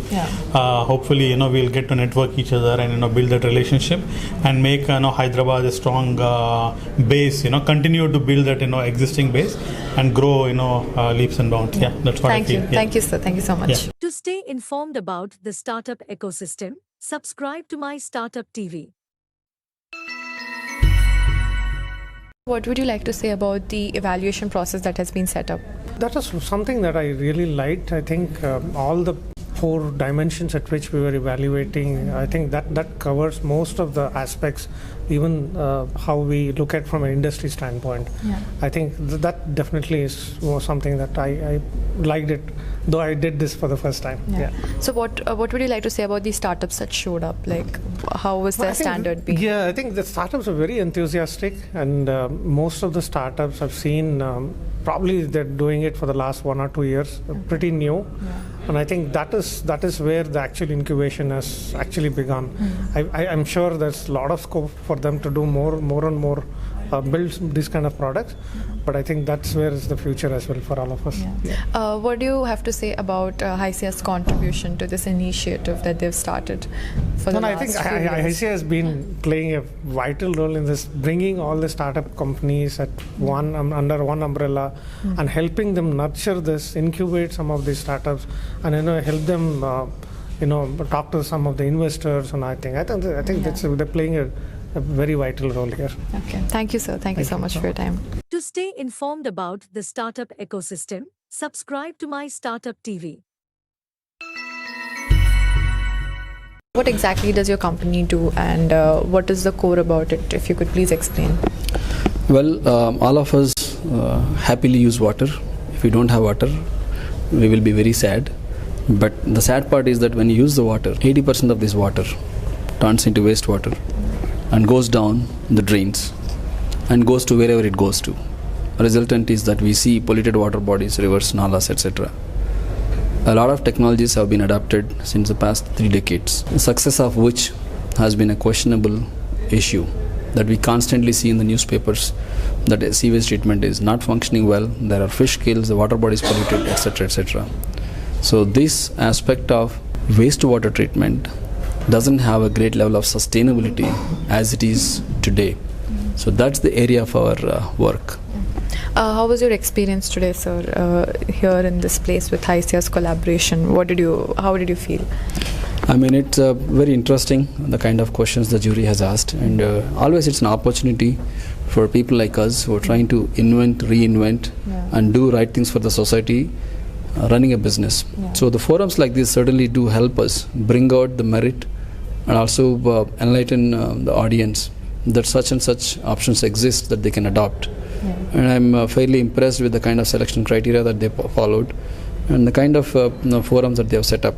I hope it's not just about getting an award or getting shortlisted, but it's about sharing the work and sharing the good things. As it is today, environmental sustainability has taken a prime seat, and everything that we do should be surrounded with this sustainability. And our company does things that are completely environmentally sustainable, that we deploy systems that are very low energy and that are easy to maintain, that once you set up your systems, do not let a drop of wastewater go into any of these surface waters. So with the kind of work that we are doing, we feel HYSIA can greatly support further post this event in spreading the awareness. But I thank HYSIA team for organizing this kind of events where the best can be brought out. Thank you, sir. Thank you for your time. I appreciate it. Thank you. To stay informed about the startup ecosystem, subscribe to MyStartup TV. So, can you please elaborate more about your company or your startup and what you do? Vasistha Enterprise Solutions started as a ERP development company. But eventually that went into the milk dairy sector. So we developed dairy products, dairy IT products. So it has a every operations can be actually implemented on our system. So it covers the entire supply chain, starting from the procurement in rural area and till it reaches our houses in urban. So it connects rural and urban areas, and it's unique. We are addressing the challenges of a unique supply chain, which is basically known for its agility and intense transactions, because milk is procured twice a day, and it has to travel through all these milk produced in villages, collected by village societies, and from there it goes to BMC units, and from there it goes to the dairy plant, and from there it will be distributed to the distributors, retailers, and multi-layered distribution channels. So the quality of the milk needs to be maintained from procurement till it reaches our homes, and several players, small value transactions are throughout the system, and so logistics is very important part, and they have to maintain that logistics on time delivery of the system. So anywhere if it is stuck to get proper documentation, it will not go through, and that will get delayed, and there is a loss of business for them. So that is the critical business criticality part of the supply chain. So we have software for covering all the business critical requirements, operations of the supply chain. So how was your experience today in collaboration with HYSIA? That is lovely, Jenny. So I just went in, and there are 4 4 different tables, and each table has total 8 of them are there. Very friendly, nice people, and they allow me to explain myself, but it is within the 3 minutes that they gave me, I finished. And so they started asking nice questions, so I could elaborate more. And it's very friendly, nice experience, even throughout, from the time that I applied and from the time I came here to talk. All that is nice experience. Thank you so much for your time. Thank you so much. Thank you. To stay informed about the startup ecosystem, subscribe to MyStartup TV. What do you have to say about HYSIA's platform that they're providing for all these startup and for these companies? It has been a really great thing to do. I think initially when we got the invitation to actually register our products, both iCapture and Test Ensure, and the step-by-step process and the way HYSIA has really helped us to actually mingle with the community and able to register ourselves, and then they gave us a platform to present it in front of the jury members. That has been really wonderful experience.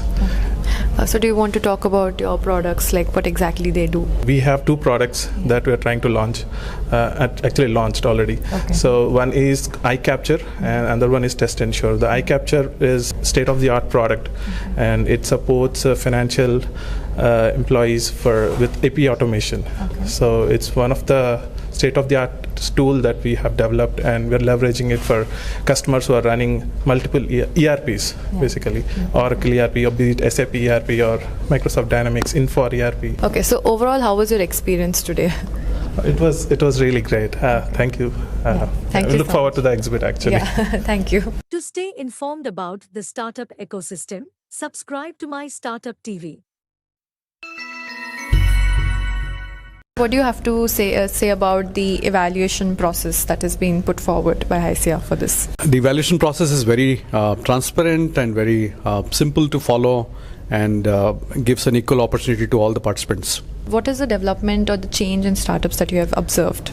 This is a very good question, and this is particularly the reason why I'm speaking today. And over the years, over the last 24 years, we've had a number of services companies growing and making India a destination for IT, but the additional mission and objective that HYSIA and other organizations like NASSCOM have in India is to create intellectual property and product companies out of India. And that's why this process of selecting the best products, best intellectual property developed from our backyard is a big motivation, because as an industry we are evolving very well, and compared to the previous years I see significant strides that startups as well as established companies have made in making products. So what do you have to say about HYSIA's contribution, your take on it, the way they have contributed to this initiative? Absolutely, and I'm seeing this evolving over the years. HYSIA's contribution this year is definitely standing out compared to some of the previous years, and the reason for that is the ability to widen the fishing net, ability to select products from established companies, ability to select so many startups that are around here and get them to participate in this process. Getting so many companies to participate through this round itself is a major achievement that we can all be proud of. Okay, thank you so much, sir. Thank you for your time. To stay informed about the startup ecosystem, subscribe to MyStartuptv. So what would you like to say about the jury's evaluation process that has been put for the startups today? Thanks to HYSIA, it's a great experience colliding, networking with people and different wide variety of experience and background. And then there were a good number of participants and exciting ideas and solutions. It was a very well organized and very well thought through. And thanks to HYSIA giving us the opportunity to be a panel, and thanks to HYSIA for creating a platform for startups and even establishment companies to showcase their product. So what do you have to say about these startups that showed up, about like what kind of companies or startups there were, the ideas or the solutions that they brought forth? We had seen, great energies from those startups where they want to, there's a lot of excitement there.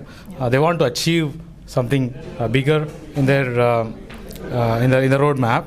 And then even from established companies as well, there is a lot of excitement there. But I feel, Hyderabad has more talent than this. We should encourage and maybe market more to bring in more participants. What is your take on HYSIA's contribution to this initiative that they've started over the last 30 years or so? Yeah, 30 years of contribution.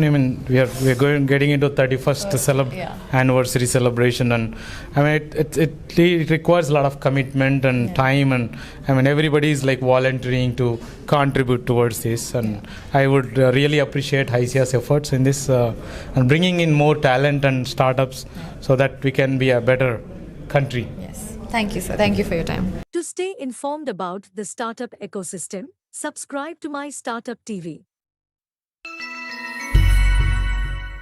We are a survey-based company which are every sector and every vertical of the industry, life sciences, oil and gas, marketing, manufacturing, and we have the core competency in all the cutting-edge technologies in the current scenario.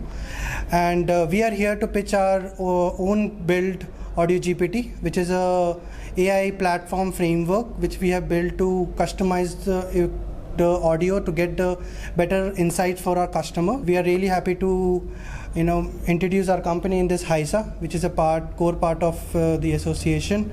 And currently coming to our company's profile, we are all over the India, really delving into the platform of Gen AI, and we have a lot of products being built in this particular platform.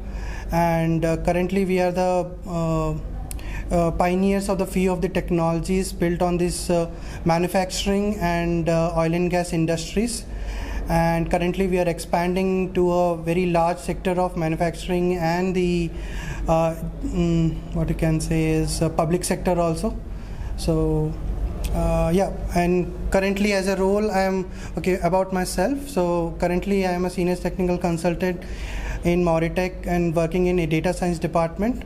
And yeah, that's it. To stay informed about the startup ecosystem, subscribe to MyStartuptv.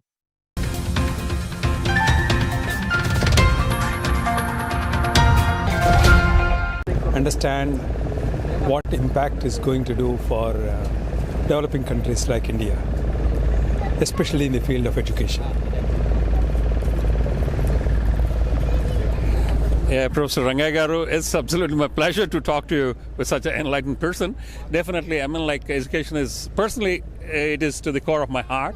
And especially when we talk about the Indian conditions of the developing countries, especially being in India, so probably skilling mission would be one thing. That is what the need of the hour is. We have such a great demographic dividend, but unfortunately, everyone cannot become an IT professional, but we need a manufacturing sector. Probably it goes in line and tune with the Make in India program, with the Prime Minister Modi wanted. Probably that's a great vision, but we need to have a mission.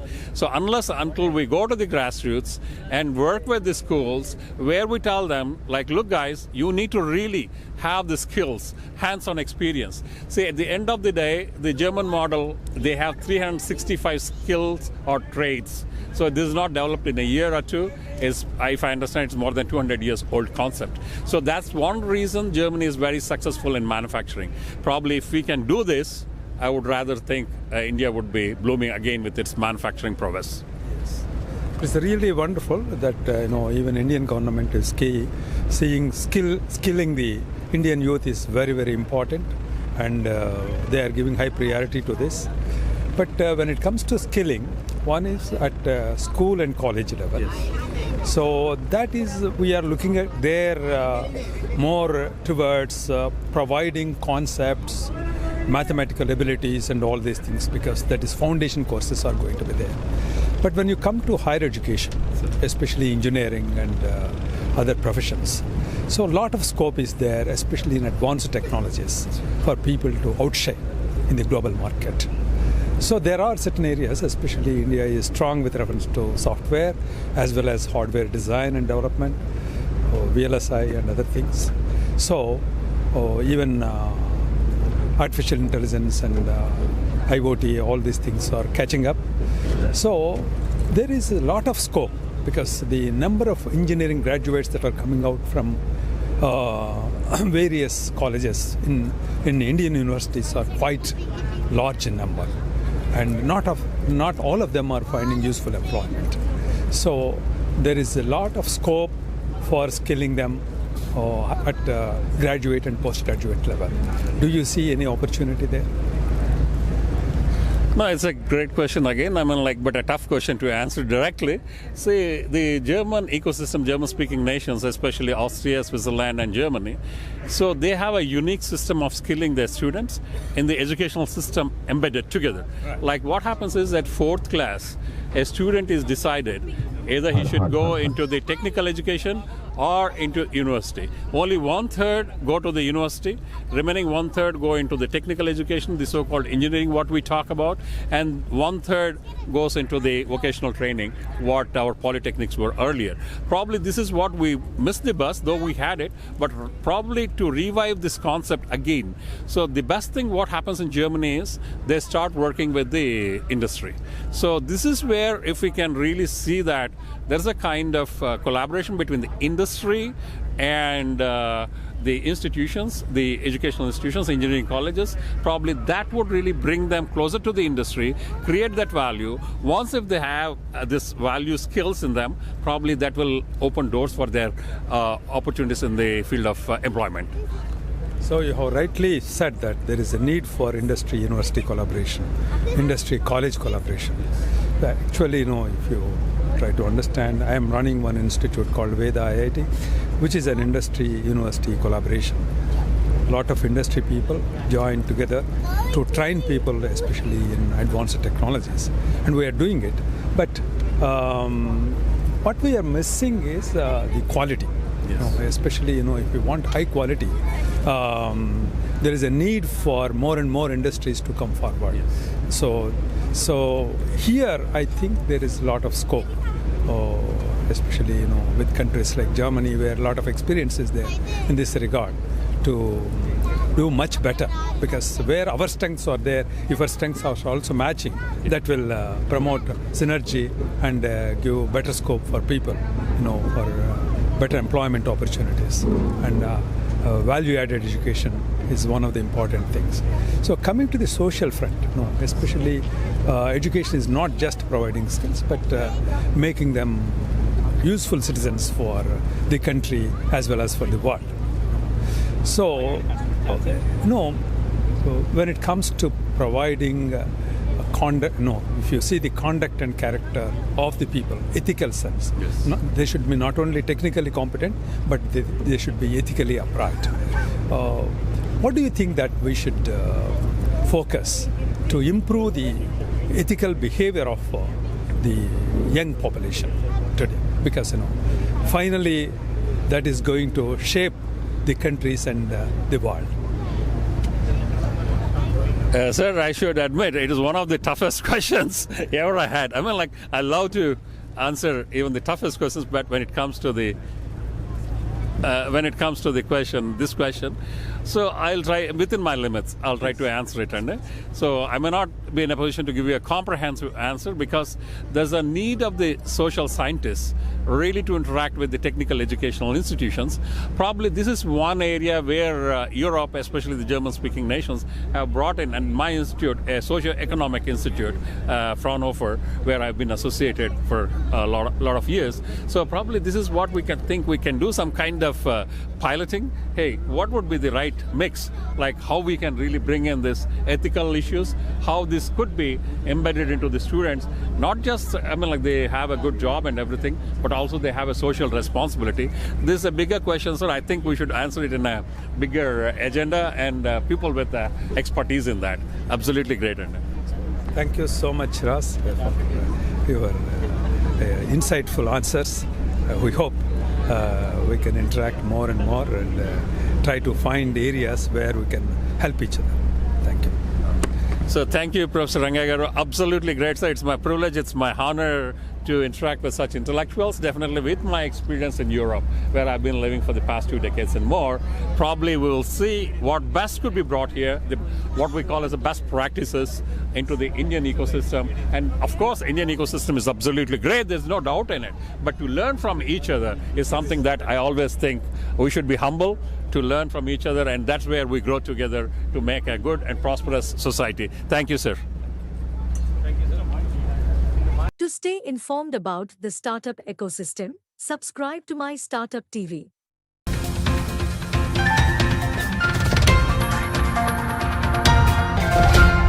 We are solving the problem of ultrasound access in rural towns and villages, basically impacting rural healthcare. We are building a robotic system which can provide ultrasound access to rural patients, basically the pregnant women and patients with pain in abdomen, etc. Now, a radiologist from a city can provide the ultrasonography services by doing a remote scans and thereby giving the live reports back to the doctor. Now this is going to add to the stack of teleradiology, and ultrasound access can be given across the country irrespective of their geographical barriers. Now we have come to Bhadrachalam for a temple visit. Fortunately, we have met with the ISF team here for a temple visit. Fortunately, we have met with the ISF team here where there are many mentors and investors who are guiding us in terms of startup ecosystem and fundraising as well. So we see there is a huge breakthrough here as we are MVP ready and we are ready for investments. We see some investment might be flowing through us next couple of months. Thank you. To stay informed about the startup ecosystem, subscribe to MyStartup TV.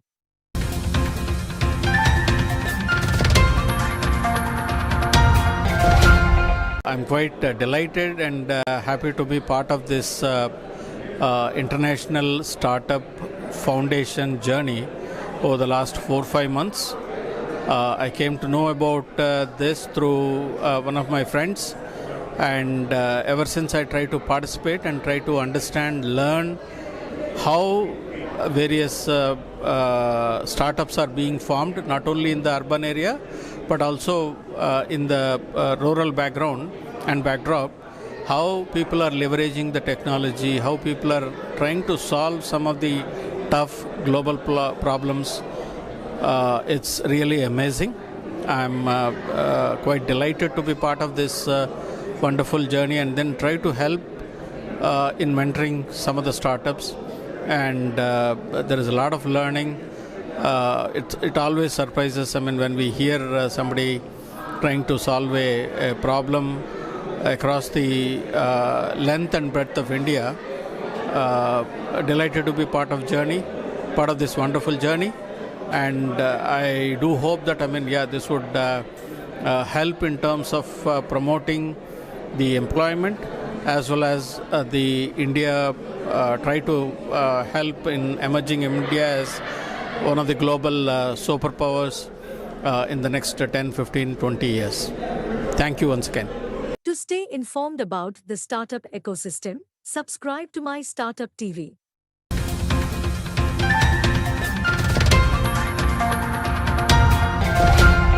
Startup foundation మనకి international startup foundation అయిందండి. ఈ సీది residency వేదికగా నా hotel మా LADS వేదికగా మనకి గురుగారు సంకల్పం, అందరి మా అదర్ వాలంటీర్ సంకల్పంతో ఇక్కడ రావడం జరిగింది. అలాగే నాకున్న అనుసంధానం భద్రాచలంతో రామస్వరూప భద్రశ్రీ ఆరాధ్య పీఠం, వీరందరి దీంతో మనకి ఇక్కడికి రావాలని చెప్తే మేమందరం కనీసం 100 మంది పైగా వాళ్ళు చెప్పిన గురుగారు చెప్పిన ప్రపంచ దేశాల నుంచి వచ్చాం. ఇది కేవలం ఆరంభం కూడా కాదంటాను నేను. ఇందాక చెప్పిన టీజరే, ఇంకా మన ట్రైలర్ వేయలేదు. మనకి బాగా చెయ్యాలి. ఒక ముగ్గురు ఆల్రెడీ కొంతమంది ఇన్వెస్టర్స్ వచ్చారు, మన బోటు పాపికొండలు అన్నీ చూశారు. నేను ఇందాక చెప్పినట్టు మన ప్రధాని మోదీ గారిని కూడా మన భద్రాచలం మర్చిపోయినట్టున్నారు. నేను దాన్ని మనం గుర్తు చేయాలి. వాళ్ళకి తెలుసు, కానీ ఇంకా బాగా మనం చేసి రావాలి. వారికి అందరికీ పెట్టి మా యొక్క సంకల్పంతో అదొక చేసి మనందరికీ ఇక్కడ ఉన్న వాళ్ళందరికీ గ్లోబల్ విలేజ్ భద్రాచలం అనేది అవ్వాలి. రాములు గారు ఎలాగో అందరికీ ఆరాధ్య దేవుడు, అన్ని మతాల వారికి. మీ అందరికీ తెలుసు, మనం ఎక్కడికి వెళ్తున్నా ఏ కంట్రీలో ఉన్నా ఇది జరగాలని చెప్పి కోరుకుంటూ జై Sriram. To stay informed about the startup ecosystem, subscribe to MyStartuptv.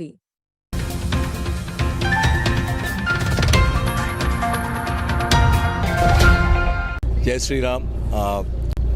First of all, we are showing our Indian flavor of Indian Startup Festive, which is truly there in a remarkable place in our ancient and historical legacy that we carry out. We all know, we have seen in the recent past, at the birthplace is also the place the divine holy Ram has been here.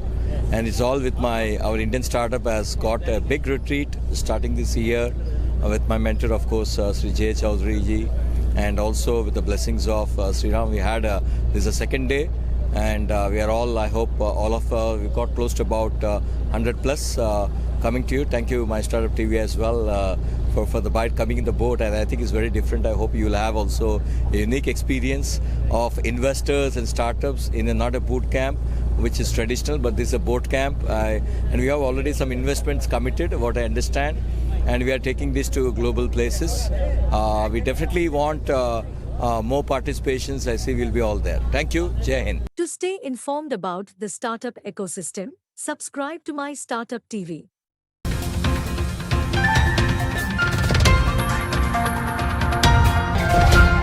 For coming over all the way to ISF, and then we would certainly like to learn more about the opportunities which exist across the globe, and primarily in your region which you're coming from.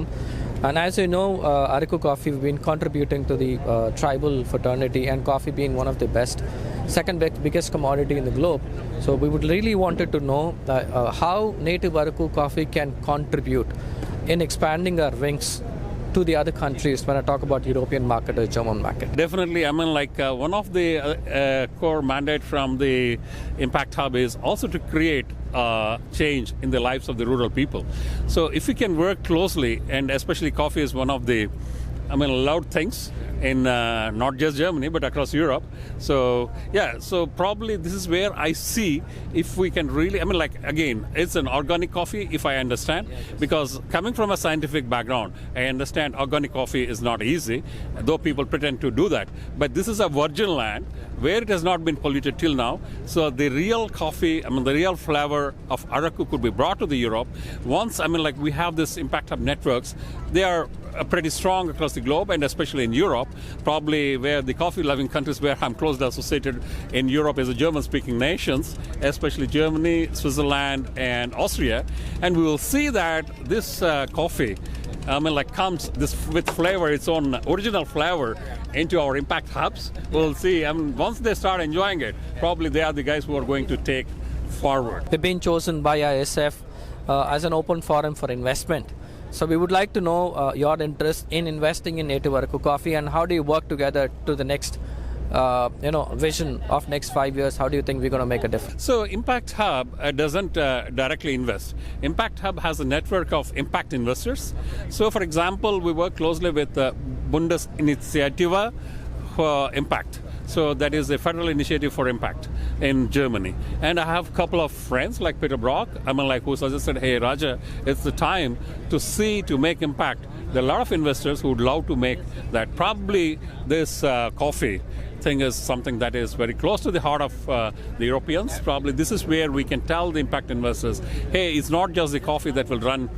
It's also the flavor of coffee plus the rural works with the virgin coffee that you're going to get onto the markets, into the European markets, would be amazing. And I hope many impact investors would love to be a part of this initiative, which you have taken. Absolutely great, Ram. To give you an assurance, we're already working on a rural employment, especially for women rural employment model. We will have the final output ready in next 2 to 3 months' time. We will certainly share the presentation with the success story, and especially which we spoke in our current meeting for the next September ISF event. We will have a real-time experience of what is the success story and how many women entrepreneurs we are able to turn around.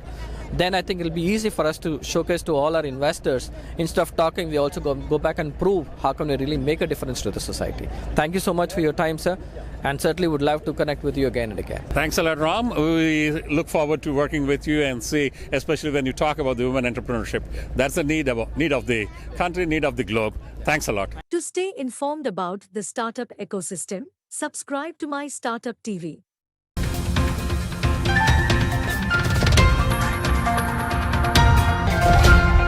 So good evening, sir. I think it's a great honor to have you here on the boat when we're talking about native Araku coffee, enjoying the coffee on the trip on the Godavari bank. And thank you for coming over all the way to start investing on native Araku coffee. To give you a brief, and as we discussed, native Araku coffee's vision is to add value to the tribal farmers and give rural employment for a lot of women entrepreneurs coming into picture, especially to the next generation coming in. So we would like to know, what is your vision for native Araku coffee coming up to the next 4 to 5 years as a part of ISF, so that we will also have a clarity on how we want to work together for a betterment of the country and also for the tribal. I don't have a specific vision. My vision is your vision, and it's not about coffee that got me interested in our nature Araku coffee.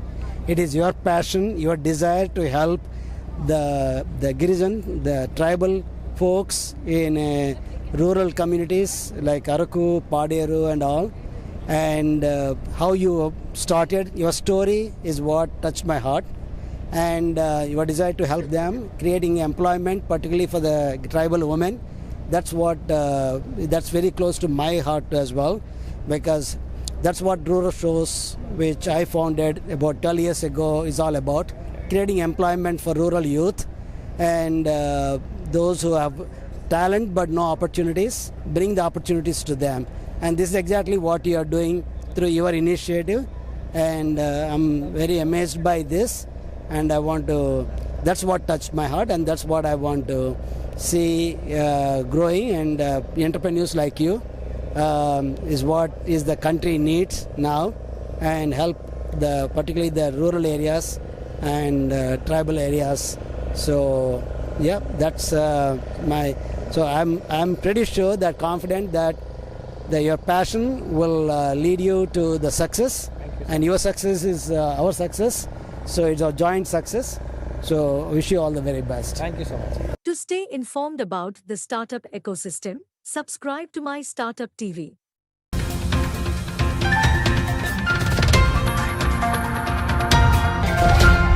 మీరు ఎన్నో startup echo systems చూస్తుంటారు, pitches చూస్తుంటారు. మెయిన్గా ఇవన్నీ metropolitan సిటీస్లో జరుగుతుంటాయండి. అది ఒక రోజు ఈవెంట్గా జరుగుతుంది, ఒక చెక్ లిస్ట్గా జరుగుతుంది.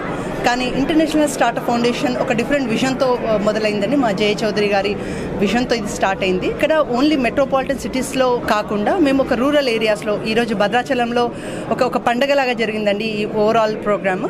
సో ఇలానే మేము different cities, Tier 1 and Tier 2 cities అన్నింటినీ లిస్ట్లో ఉందండి. సో ఇది స్టార్టప్స్, ఇన్వెస్టర్స్ అందరూ ఈ ఏరియాస్లో ఉన్న వాళ్ళందరూ ముందుకు రావాలని. ఇన్ కేస్ మీకు ఇంకా ఇన్ఫర్మేషన్ కావాలి అంటే మా వెబ్సైట్ని చూడండి. మీరు ఇంటర్నేషనల్ స్టార్టప్ ఫౌండేషన్ అని గూగుల్లో సెర్చ్ చేస్తే మీకు వచ్చేస్తుంది అంత ఇన్ఫర్మేషన్. హైదరాబాద్, పూణే, బెంగళూరులో అప్కమింగ్ ఈవెంట్స్ ఆల్రెడీ ఉన్నాయి. So we request everybody to look up and take advantage of our startup foundation. Thank you. To stay informed about the startup ecosystem, subscribe to MyStartuptv.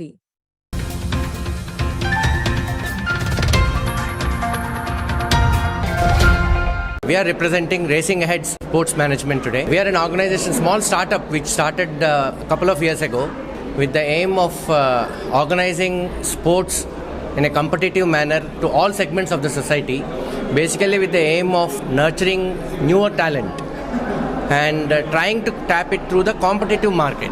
We got this idea in a post-COVID world where a lot of people, for sports to play a major role in bringing back people into games in a competitive manner, into playing and becoming physically fit, and what we can do towards building a healthier and a stronger India. Some of us with a loftier ambitions of where we can tap the talent and get India to be among the medalists by the time India is ready to host an Olympics here in 2036. Towards that end, our goal is to actually organize events in multiple sports, build centers in Hyderabad and around the state, and eventually going into the rural areas where we will be able to organize events for little children, school children, and identify the talent at the early stage, and then see how we can hone that talent through tie-ups with academies or larger coaching system and all that. We have our own ideas and ambitions about how do we expand and how do we tap this talent, and using the latest technology and all that. My partner here will explain a little bit more about that as well. First of all, I would like to kind of very happy to have an association with ISF in such a holy space, and special thanks to Jaya Chaudhary Garu sir, who has helped us in enable us for standing here and then speaking on this platform. So we'll be grateful, thankful to Jaya Chaudhary sir and ISF for this opportunity. And as MS sir said that, so we have a ambition of entering into the analytics with sports actually. So I think that's where we are trying to kind of develop an app which would help us to kind of enable more deep dive into with the player analytics and details. So I think that's some of the areas what we will be kind of venturing into in a phased wise manner that will help us more opportunities and stand here in a better shape. So as sir said that we might be there is a Telugu saying which Jay Chaudhary sir just said that today we might be a Geddi Poche, but I think he has given us the opportunity and the strength to become a Brahmastra. So I'm sure that coming forward, in the next ISF stages, we will be will be more. Thank you. We got this opportunity to come to this ISF retreat by sheer coincidence when we approached Jay sir and briefed him about our venture. And then he asked us to join. The last 3 days have been really wonderful for me and my partner, and out here we learned a lot about what it takes to be a startup and what it takes to nurture somebody and how to be mentored and what it takes to take the next step from just being a startup. And this has been a really good learning experience for us. We hope we'll be able to put some of these into practice. Hopefully we have met with some of the people with whom we'll be able to network more in the future, and take this opportunity to help them and help ourselves in the process. and by the time we are in another couple of ISF ventures later, hopefully we will be in a position to make a pitch from some of the investors out here to help us in our sporting ambitions as well. Thank you so much, Jay sir and Mahesh and Seshadri Garu for giving us this opportunity to be in this. To stay informed about the startup ecosystem, subscribe to MyStartuptv.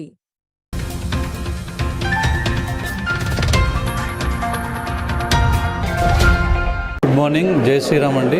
సంతోషంగా ఉంది. భద్రాచల క్షేత్రంలో ISF boat camp retreat జరుపుకోవడం జే చౌదరి గారి ఆధ్వర్యంలో శేషాద్రి గారు చాలా మంచి arrangements చేశారు. సార్ చెప్పినట్టుగా ఎంతోమంది రూరల్ యువతని యూనికార్న్స్గా క్రియేట్ చేయడానికి ఏర్పడిందే ఇంటర్నేషనల్ స్టార్టప్ ఫౌండేషన్. చాలామంది రూరల్ స్టార్టప్స్కి ఆల్రెడీ బెనిఫిట్ అవుతుంది, ఇంకా చాలామందికి బెనిఫిట్ పొందేటట్టు. అందుకని ఫస్ట్ రిట్రీట్ స్టార్ట్ చేసింది భద్రాచలంలోనే.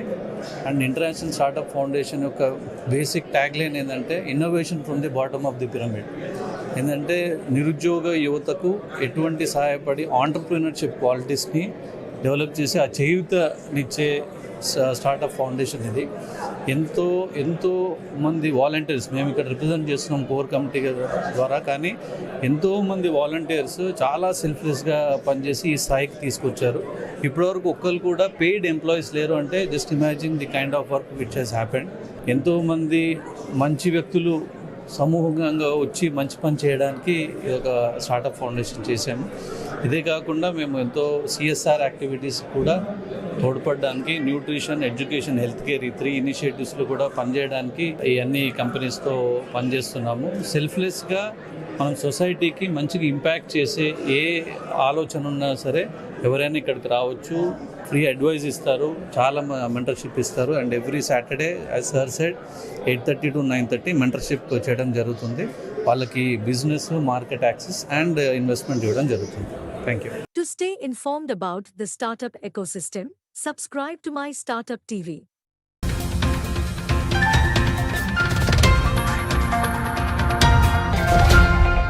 The first ever ISF retreat. This is actually supposed to be a startup boot camp. We converted our ISF startup boot camp to ISF boat camp. In fact, on Godavari water, sacred Godavari water, we have taken one complete boat, and that there are startups are there, investors are there, CXOs are there, women entrepreneurs are also there, and they all assembled yesterday. Yesterday we had a visit to Bhadrachalam Ramuluvari Darshan. Then afterwards we came on to this forest area. Now this is supposed to be Dandakaranyam, the thick forest. In the forest itself we had the so-called Kartika Masam Vanabhojanalu.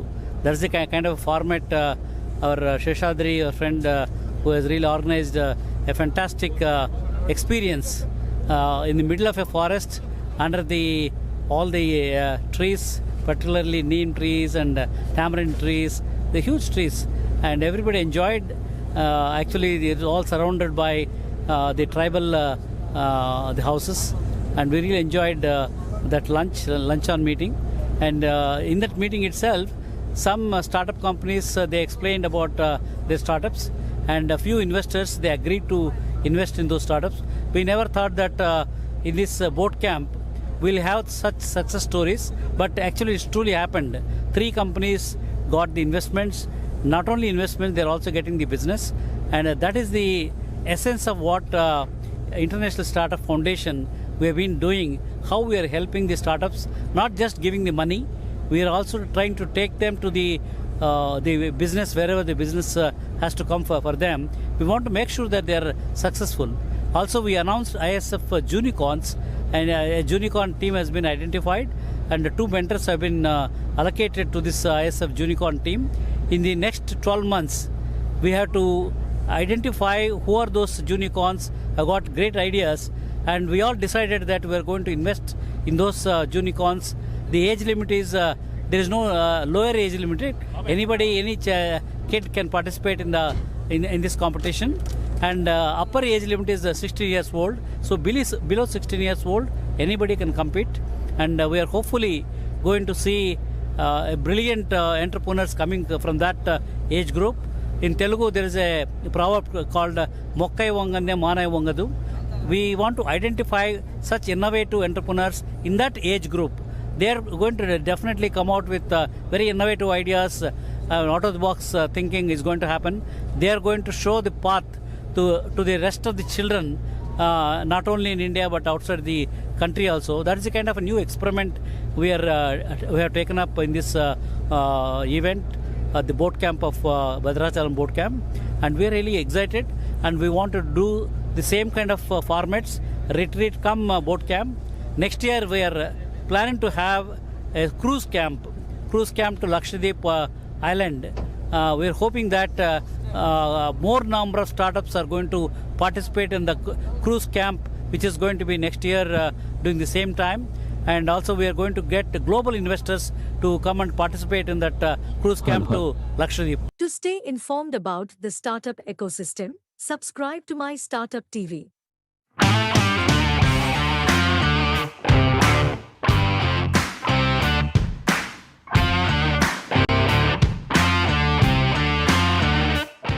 Jobs losses due to advent of new age technology such as AI has been grabbing headlines for some time now. But do you know the same tech can be leveraged to assess the job search? Multiverse is one such startup that helps in navigating the challenges of the future workforce by helping job seekers comprehend global skill trends. To share more light on this, joining us today is Randeep Sudan, a former IAS officer and World Bank official, who is now the founder and CEO of Multiverse, a Singapore-based company. Listen in.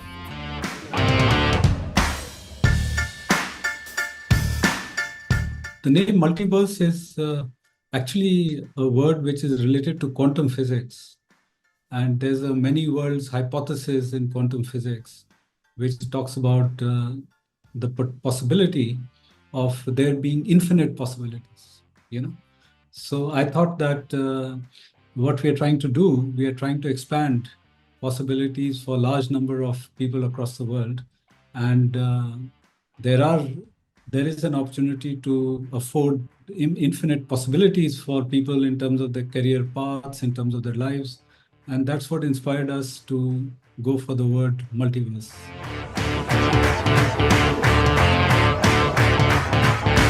We are focused on leveraging digital technologies for the future of work. And we find that this space is rapidly shifting. If you look at what's happening on artificial intelligence, on automation, in robotics, there will be a lot of disruption in labor markets going forward. And India will be no exception. So we need to find ways how to anticipate where the future is heading and prepare individuals and organizations for that emerging future. And this is a big challenge. It is a challenge on a global scale. It can be very disruptive in terms of society, in terms of the economy, and of course, in terms of the future of countries and individuals and organizations. So we feel that the work we are doing can have a huge societal impact. And that's why we are focusing on this particular part of connecting technology with impact.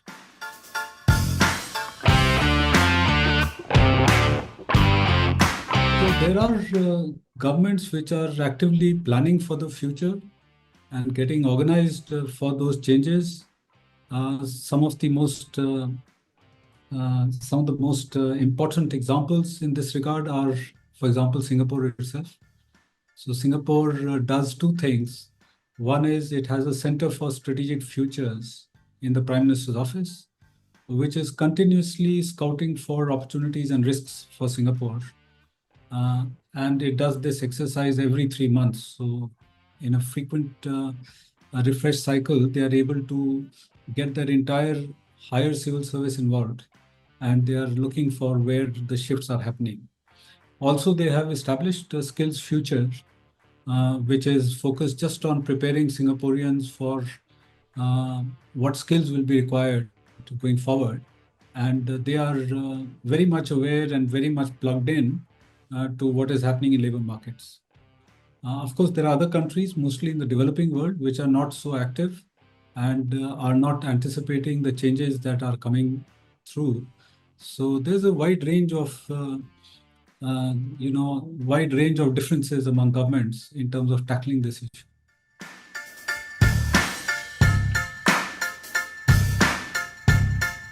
There is a need for having a dedicated organization on thinking about the future, which should, of course, thinking about the future is something which should be across the government and across the academic institutions, but somebody has to be able to organize and orchestrate this. So typically, Niti Aayog or the planning part of the government would be playing such a role, but I feel that they are not so active. For example, the top civil servants in India are not uniformly made capable to deal with strategic foresight as a discipline. Unlike Singapore, where every single senior civil servant has to have a mandatory training on futurecraft. So everybody is completely plugged in to the tools, techniques, and also to the constantly thinking about where the future is heading. I think that's a piece which is completely missing in India, number one. Number two, you need to have the analytics in place to be constantly looking at what shifts are happening in the world. Now, those analytics, I don't see any publicly available data from India where such analytics are made available to everybody that look, as compared to, say, the last quarter, these are the shifts that are taking place in the demand for skills. So that is missing. Then there is a piece which is missing in terms of creating an inventory of skills in the country, which India, is, I think, well positioned to do because we have done digital technologies at scale. So if you look at the digital public infrastructure, you look at Aadhaar, you look at UPI, you look at Diksha, the education platform. So India has done things at scale and leveraged digital technologies very well. I think one area which is ripe for disruption and where India could certainly play a role is to create a skills inventory, of the entire population. So which means that you have digital credentials which not only capture academic qualifications, but they also capture work experience, which is a little more challenging. But there are initiatives internationally where people are trying to capture experience as well. For example, the IEEE has a learning and experience records, so they're trying to develop a standard around that. So I think that if we create an inventory of skills in India, and if we are able to do the analytics on where skills are heading, then one can identify skill gaps and be able to bridge those gaps much faster in terms of adapting curriculum design to those shifts, and also providing some information to individuals and organizations as to where things are heading and where the opportunities might lie. So this needs to be done as a very dedicated and high priority item of work, which currently is, I don't see signs of that in the government.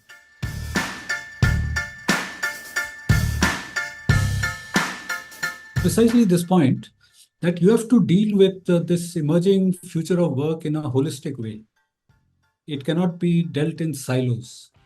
So number one is you need to understand where skills are going. So you need to have the capability to analyze on global scale what is the demand for skills and how those skills are trending. That's one capability. But when you are preparing people for the future, there is a lag between the future and what you are preparing, because you cannot completely anticipate what's going to happen, say, 3 years down the line. And you are preparing a student who's spending 3 years, say, in a graduation program.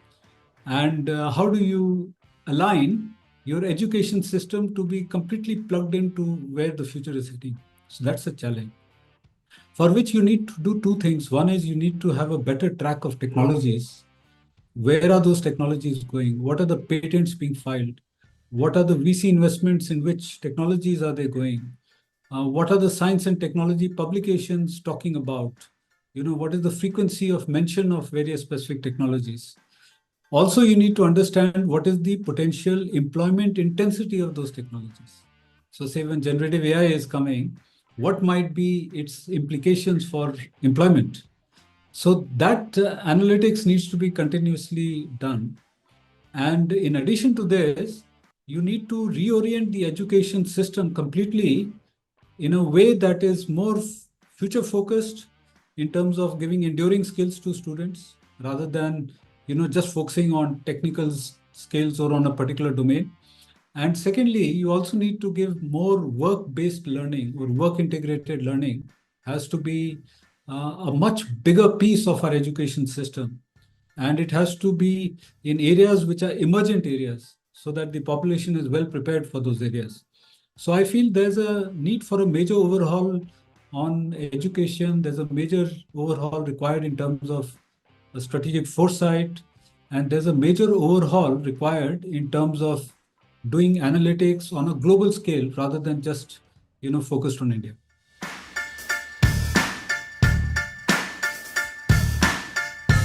We worked, for example, with Dun & Bradstreet, who were looking at what should be their strategy to leverage their existing data and which are the areas that they might be considering going forward. So we brought in students from international universities who worked in teams and focused on this problem. So essentially, the focus was that how could Dun & Bradstreet leverage its data to get into fintech and to connect that with SMEs, because they have those capabilities in terms of availability of data. And fintech is an emergent area where a lot of innovation is happening. And because we have a societal impact dimension hardwired into our company, so we were looking at how this might make a difference to small and medium enterprises.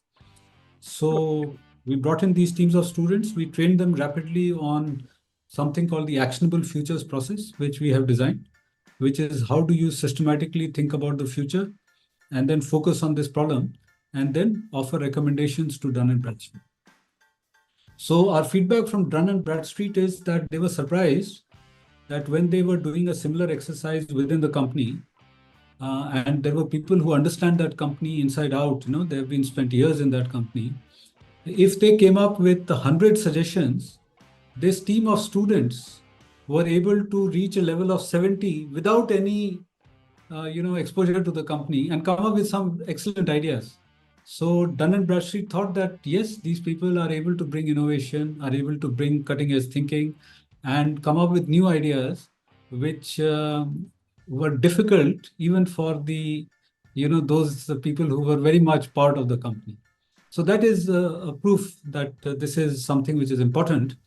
Also, if you look at the US itself, if you look at computer science graduates, only 6% are able to get internships. So obviously, there's a need for a different model where internships have to be scaled up. And that is possible only if you do internships on a virtual sort of approach using remote internships.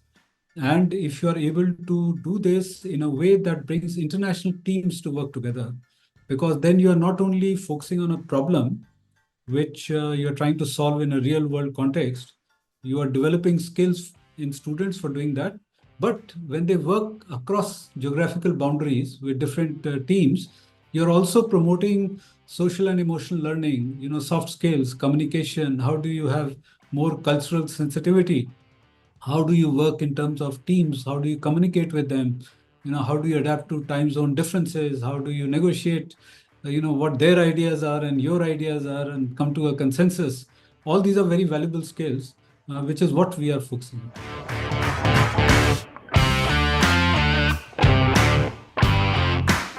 So we typically work with, of course, organizations, because that's the starting point. The starting point is a problem that you're trying to solve. And then we work with students from different universities. So we worked with students from Ivy League, for example, Princeton, from Berkeley, from University of Michigan. We worked with Boston University students. We have worked with students from a university called Lund in Sweden. We worked with the students from Tilburg University in the Netherlands, ESCP, which is a business school in Paris. We worked with Durham in UK and with the University of Queensland in Australia. And as part of our own development of solutions, we have worked with students from the IIIT Hyderabad. So they have also worked with us, and they developed 2 MVPs for us, which itself is a test case of what value these students can bring to companies and to startups.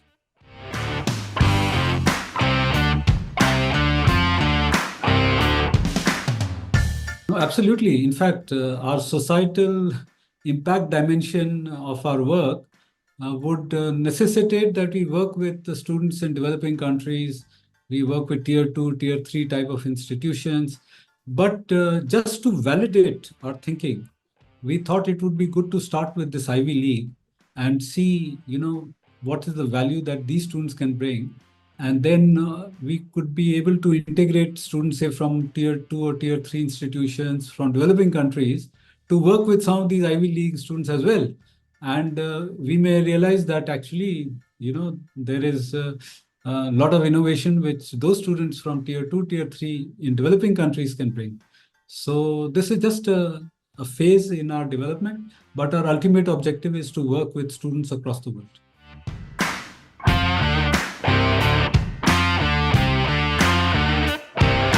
It is absolutely necessary because there is no option there. So for example, just look at generative AI. So much has changed because of generative AI, and it has started impacting virtually every function. So unless you keep pace with that, you will not be able to compete. In many ways, survival itself will be difficult because the costing is so different. Now just imagine, because of generative AI, there is this, Sri Lankan billionaire in the US, or rather in Canada, who's Chamath Palapithiya. He is a billionaire, but he has started an incubator, which is called 8090, which means any established SaaS software, for example, they can come up to 80% of its functionality at a cost which is 90% less. So you look at the metrics that, it takes years and it takes millions of investments to come with, say, a system like SAP or a system like Salesforce. If you can do 80% of that at a cost which is 90% lower, because of what artificial intelligence and generative AI is able to bring, it will be highly disruptive to markets.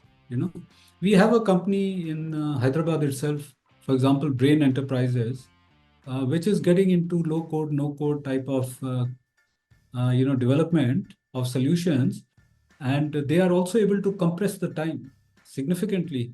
In fact, I was talking to their one of their mentors, and he was saying that they don't have a CFO, a human CFO, it's a digital CFO. Even the CEO's function is largely done by a digital CEO. So just imagine, you can see these as weak signals. This is the starting point of what, if amplified, would be highly disruptive to companies and organizations. So there is definitely, you can see that this will, this skilling and reskilling will become a necessity for everybody just to survive.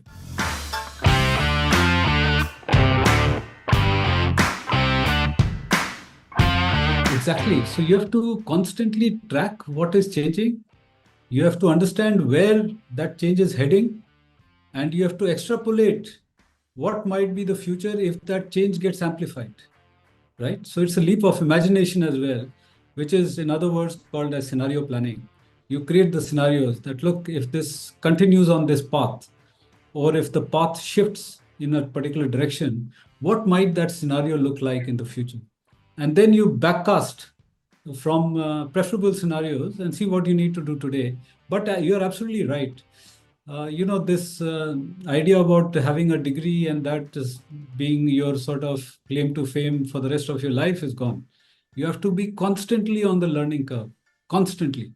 So the ability to learn and unlearn becomes a critical capability which needs to be acquired and systematically practiced through your life journey. That's a big change.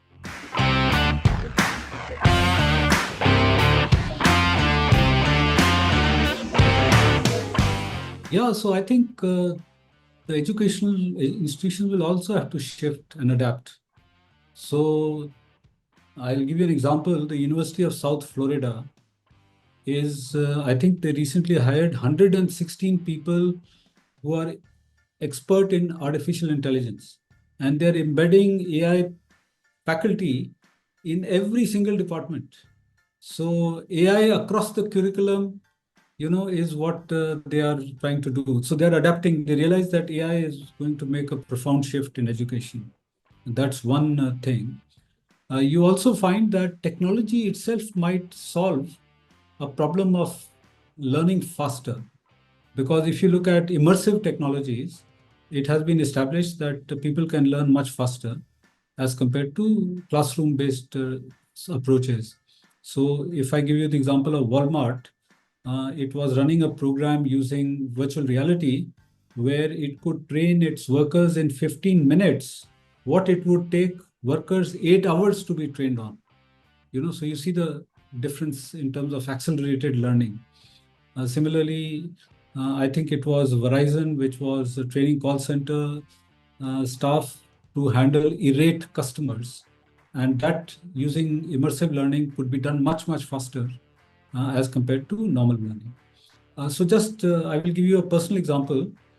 I visited one of the centers of excellence in Singapore, and they gave me augmented vision glasses. And they say, can you repair this oil rig? I have not had any experience of oil rigs. That's the first time in my life that I'm seeing oil rig, sitting there on the floor. But with the help of glasses, it tells you what part I need to look at, what tool I need to use, in what direction I need to use that tool, and how I need to replace that particular part. Now, all that I could do without any guidance except the augmented glasses that I had. And so just imagine that there may be somebody who's a cab driver, and tomorrow you have autonomous cars, and you need to retrain that cab driver in some other area. Maybe he has to go and inspect a substation, electric substation. So some basic training, of course. I'm not saying that training is completely gone, but with these type of new technologies, and with Apple coming out with Vision Pro, which is just the starting point. What the iPhone was in 2007 and what it is today is the capability is very different. So just imagine where these technologies will go and how they will get democratized, and the price will come down with the competition. So the learning process itself can be accelerated, and educational institutions as they are currently organized will have to adapt, otherwise they will become irrelevant.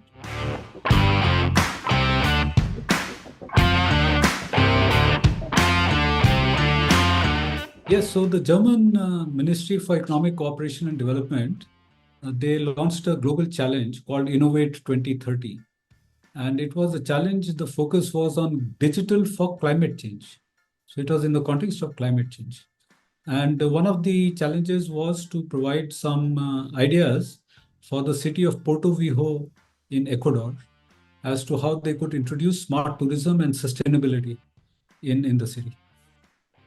So we proposed some solutions which looked at digital technologies, especially using technologies which are immersive technologies, using the metaverse, as a framing concept, using approaches where high value tourism could come physically to Porto Viejo, but a lot of revenues and a lot of visibility could be generated using smart technologies, especially by creating galleries of climate art, by promoting other assets which are sustainability oriented in the metaverse. So that set of solutions, it won us the global award from Innovate 2030.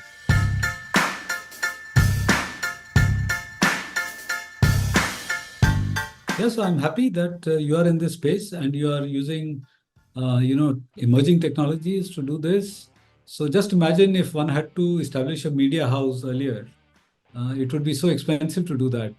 And it may not be feasible to have conversations internationally without any boundaries. But today the world is changing, and I'm happy that nimble, agile, startup-oriented, highly technology-focused, groups are coming up like yours to change the space and democratize it, so that startups like us also will, are profiled and have a voice in terms of global reach and global coverage, which is very, very useful. To stay informed about the startup ecosystem, subscribe to MyStartuptv.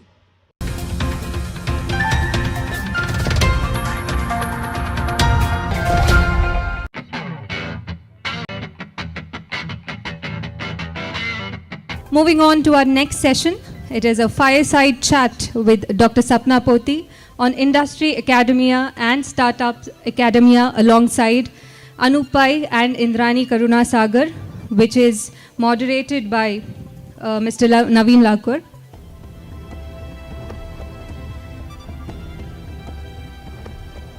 Ladies and gentlemen, distinguished guests and lovers of inspiration, welcome to our fireside chat by the beach.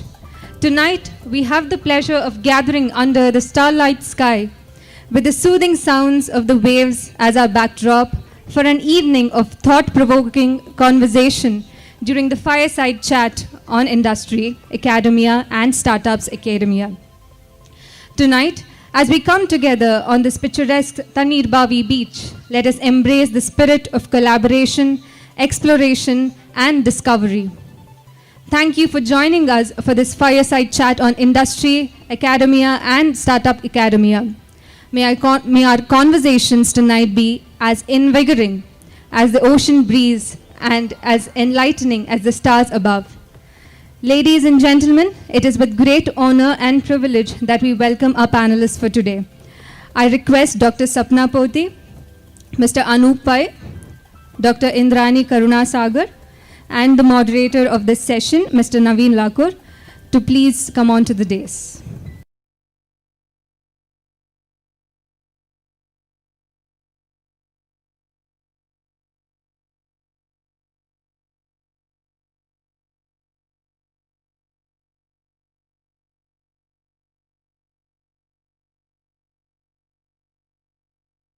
Dr. Sapna Poti is currently the Director, Strategic Alliances in the Office of Principal Scientific Advisor to the Government of India. Dr. Poti is a PhD from IIT Madras with a dissertation in Enterprise Resources Planning and has around 30 years of experience. Her current role is to facilitate and promote scientific research and development and innovations in India. Welcome, ma'am.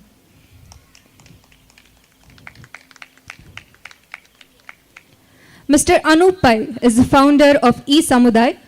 Anup is building eSamudai, which is a decentralized digital community network for local sustainable living. Building eSamudai is a 1 to 0 journey which enabled him to navigate the increasing rate of change, which he terms hyper change. Previously, Anup had a 0 to 1 journey with Fintellix Solutions, which he built from scratch to sell to Nasdaq, listed Verisk after 2 rounds of funding from Tier 1 VCs like Sequoia. eSamudai is actively engaged in building a network of digital districts interconnected on India's national digital public infrastructure. Within each district, a nest is created which combines community commerce, community finance, and community media. Nest integrates people into a network of cooperatively operated local digital businesses. Recognizing climate change as the greatest challenge of our times, eSamudai has configured Nest to prioritize local action while fostering global cooperation for sustainability. Welcome, sir.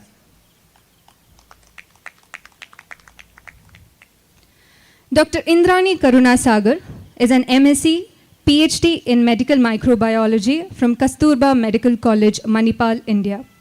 Her professional career has spanned across 4 decades in multiple prestigious institutions such as Kasturba Medical College, JMI MPR, Pondicherry University of Agricultural Sciences, Mangalore, and Karnataka Veterinary Animal and Fisheries Sciences University, College of Fisheries, Mangalore. She was also the Associate Director of Research at KVA FSU, Bidar, until her retirement. She has served on several national and international committees, including FAO, WHO, Joint Expert Committee on microbiological risk assessment, member of FAO Subcommittee on Antimicrobial Resistance, scientific advisor, International Foundation of Science, Sweden, faculty member of the International Life Science Institute, Singapore, and National Academy of Science, USA. She is actively promoting One Health research and education. Her recognition at the international level includes the coveted position of Director of UNESCO Center for Biotechnology, Chair of the International Jury for UNESCO Life Science Prize for Research and Social Relevance. She was the Director, NITTE, and also headed the NITTE University Center for Science Education and Research, and was the Dean Faculty of Biological Sciences for 6 years from July 2014 to October 2020. Presently, she is the Director, Projects, and heads the Technology Enabling Center of Department of Science and Technology at NITTE. She is a recipient of several awards and recognitions in India and abroad, notable being National Technology Development Award, Government of India, Fellow, National Academy of Agricultural Sciences, Sir M. Vishweshwaraya Award for Excellence in Research and Lifetime Contribution to Science and Technology, Government of Karnataka, Punjab Rao Deshmukh Outstanding Woman Scientist Award, ICAR, Government of India. She was recently ranked 11 among the top scientists in India in microbiology 2023. Thank you for being here, ma'am. Moderating this session is Mr. Naveen Lakur. Mr. Naveen Lakur is the founder and chief innovation coach at Institute of Inspiring Innovation, corporate divisions such as Dell R&D, Mercedes-Benz Research and Development, Standard Chartered Bank, TCS Healthcare, Fujifilm Sericol, Crimson Logic have utilized his training programs to nurture their human capital with innovation competencies. Naveen Lakur is a serious entrepreneur turned innovation coach. Naveen loves to inspire enterprises and entrepreneurs to innovate and guide them to grow in the right direction. In his professional career, spanning 25 plus years in the industry worldwide, he has co-founded several innovative companies. He has also been a catalyst for 250 plus ideas to have become commercial realities. He's passionate about sharing his practical knowledge of building companies and nurturing ideas. He brings to the table his personal experience of a unique combination of systemic innovation, a structured and scalable, structured and scalable approach, and tactical innovation, a frugal and flexible approach. Besides his active engagement in the industry, he indulges in writing books with international recognition, and he loves telling business stories. Sir, we're glad to have you here. I kindly request you to commence this session. One side it is industry, the other side is the academia, and then the other dimension, the three dimensions, right? So is the startup. And looks like all three of you are bringing all those three aspects to the table. Like, when I heard your keynote talk, it was coming out, and with your IIT Madras, one side the academia, and now with the startups that you're doing, and also from the industry experience that you've had. So you're a combination of all three, and similar is what I'm getting to see from the other panelists also. Welcome. I'm sure it's going to be interesting and useful for our audience. So this was the synergy that we wanted to bring. And we were looking at curating some questions while asking the audience at the same time. This was done even before the session. So I have few of them for all of us. And are you game? So yes. Wonderful. So here, the very first one, interesting one, it is between synergy or silos. Okay, the theme is it synergy or silos? In your experience, how effective are current collaborations between industry, academia, and startups? What are the biggest challenges faced, and how can we foster greater synergy? Okay, so synergy versus silos. What's your thought? Yeah, initially, earlier days, I think the industries and academia and startups used to have their own silos. But now it's more and more industries are also coming forward, looking for startups. We also included from the Office of the Principal Scientific Advisor 2 clauses in the CSR. One is to fund research, which is aligned to Sustainable Development Goals, and the other is to incubate any startup. So these clauses also help the CSR funding to reach the startups and academia. So that is the other reason why they're all wanting to work on some of the Sustainable Development Goal areas like water, waste management, renewable energy, etc. So there's a lot more synergy now. However, as you mentioned, what are the challenges? There are quite a few challenges. One is the pace at which people are going. So industry goes at a different pace. Startup is able to match that pace in some ways. Academia surely is not able to go on that pace because they have their regular jobs of teaching along with research. So they are not only doing one or the other. And hence they are not, and they are also technologically, interested in cracking bigger and bigger technology problems. So they are not interested in the mundane stuff. So they are always seeking something very challenging and so on. So they are in a different world altogether. Manthan itself as a platform is actually promoting that synergy, right? Yes. So bringing the ecosystem players together. And one of the books that I've authored is by name Inseparable Twins. Like they are 2 sides of the same coin. To me, I see the synergy and the silos are like the 2 sides of the same coin. They coexist. In fact, in the previous panel discussion,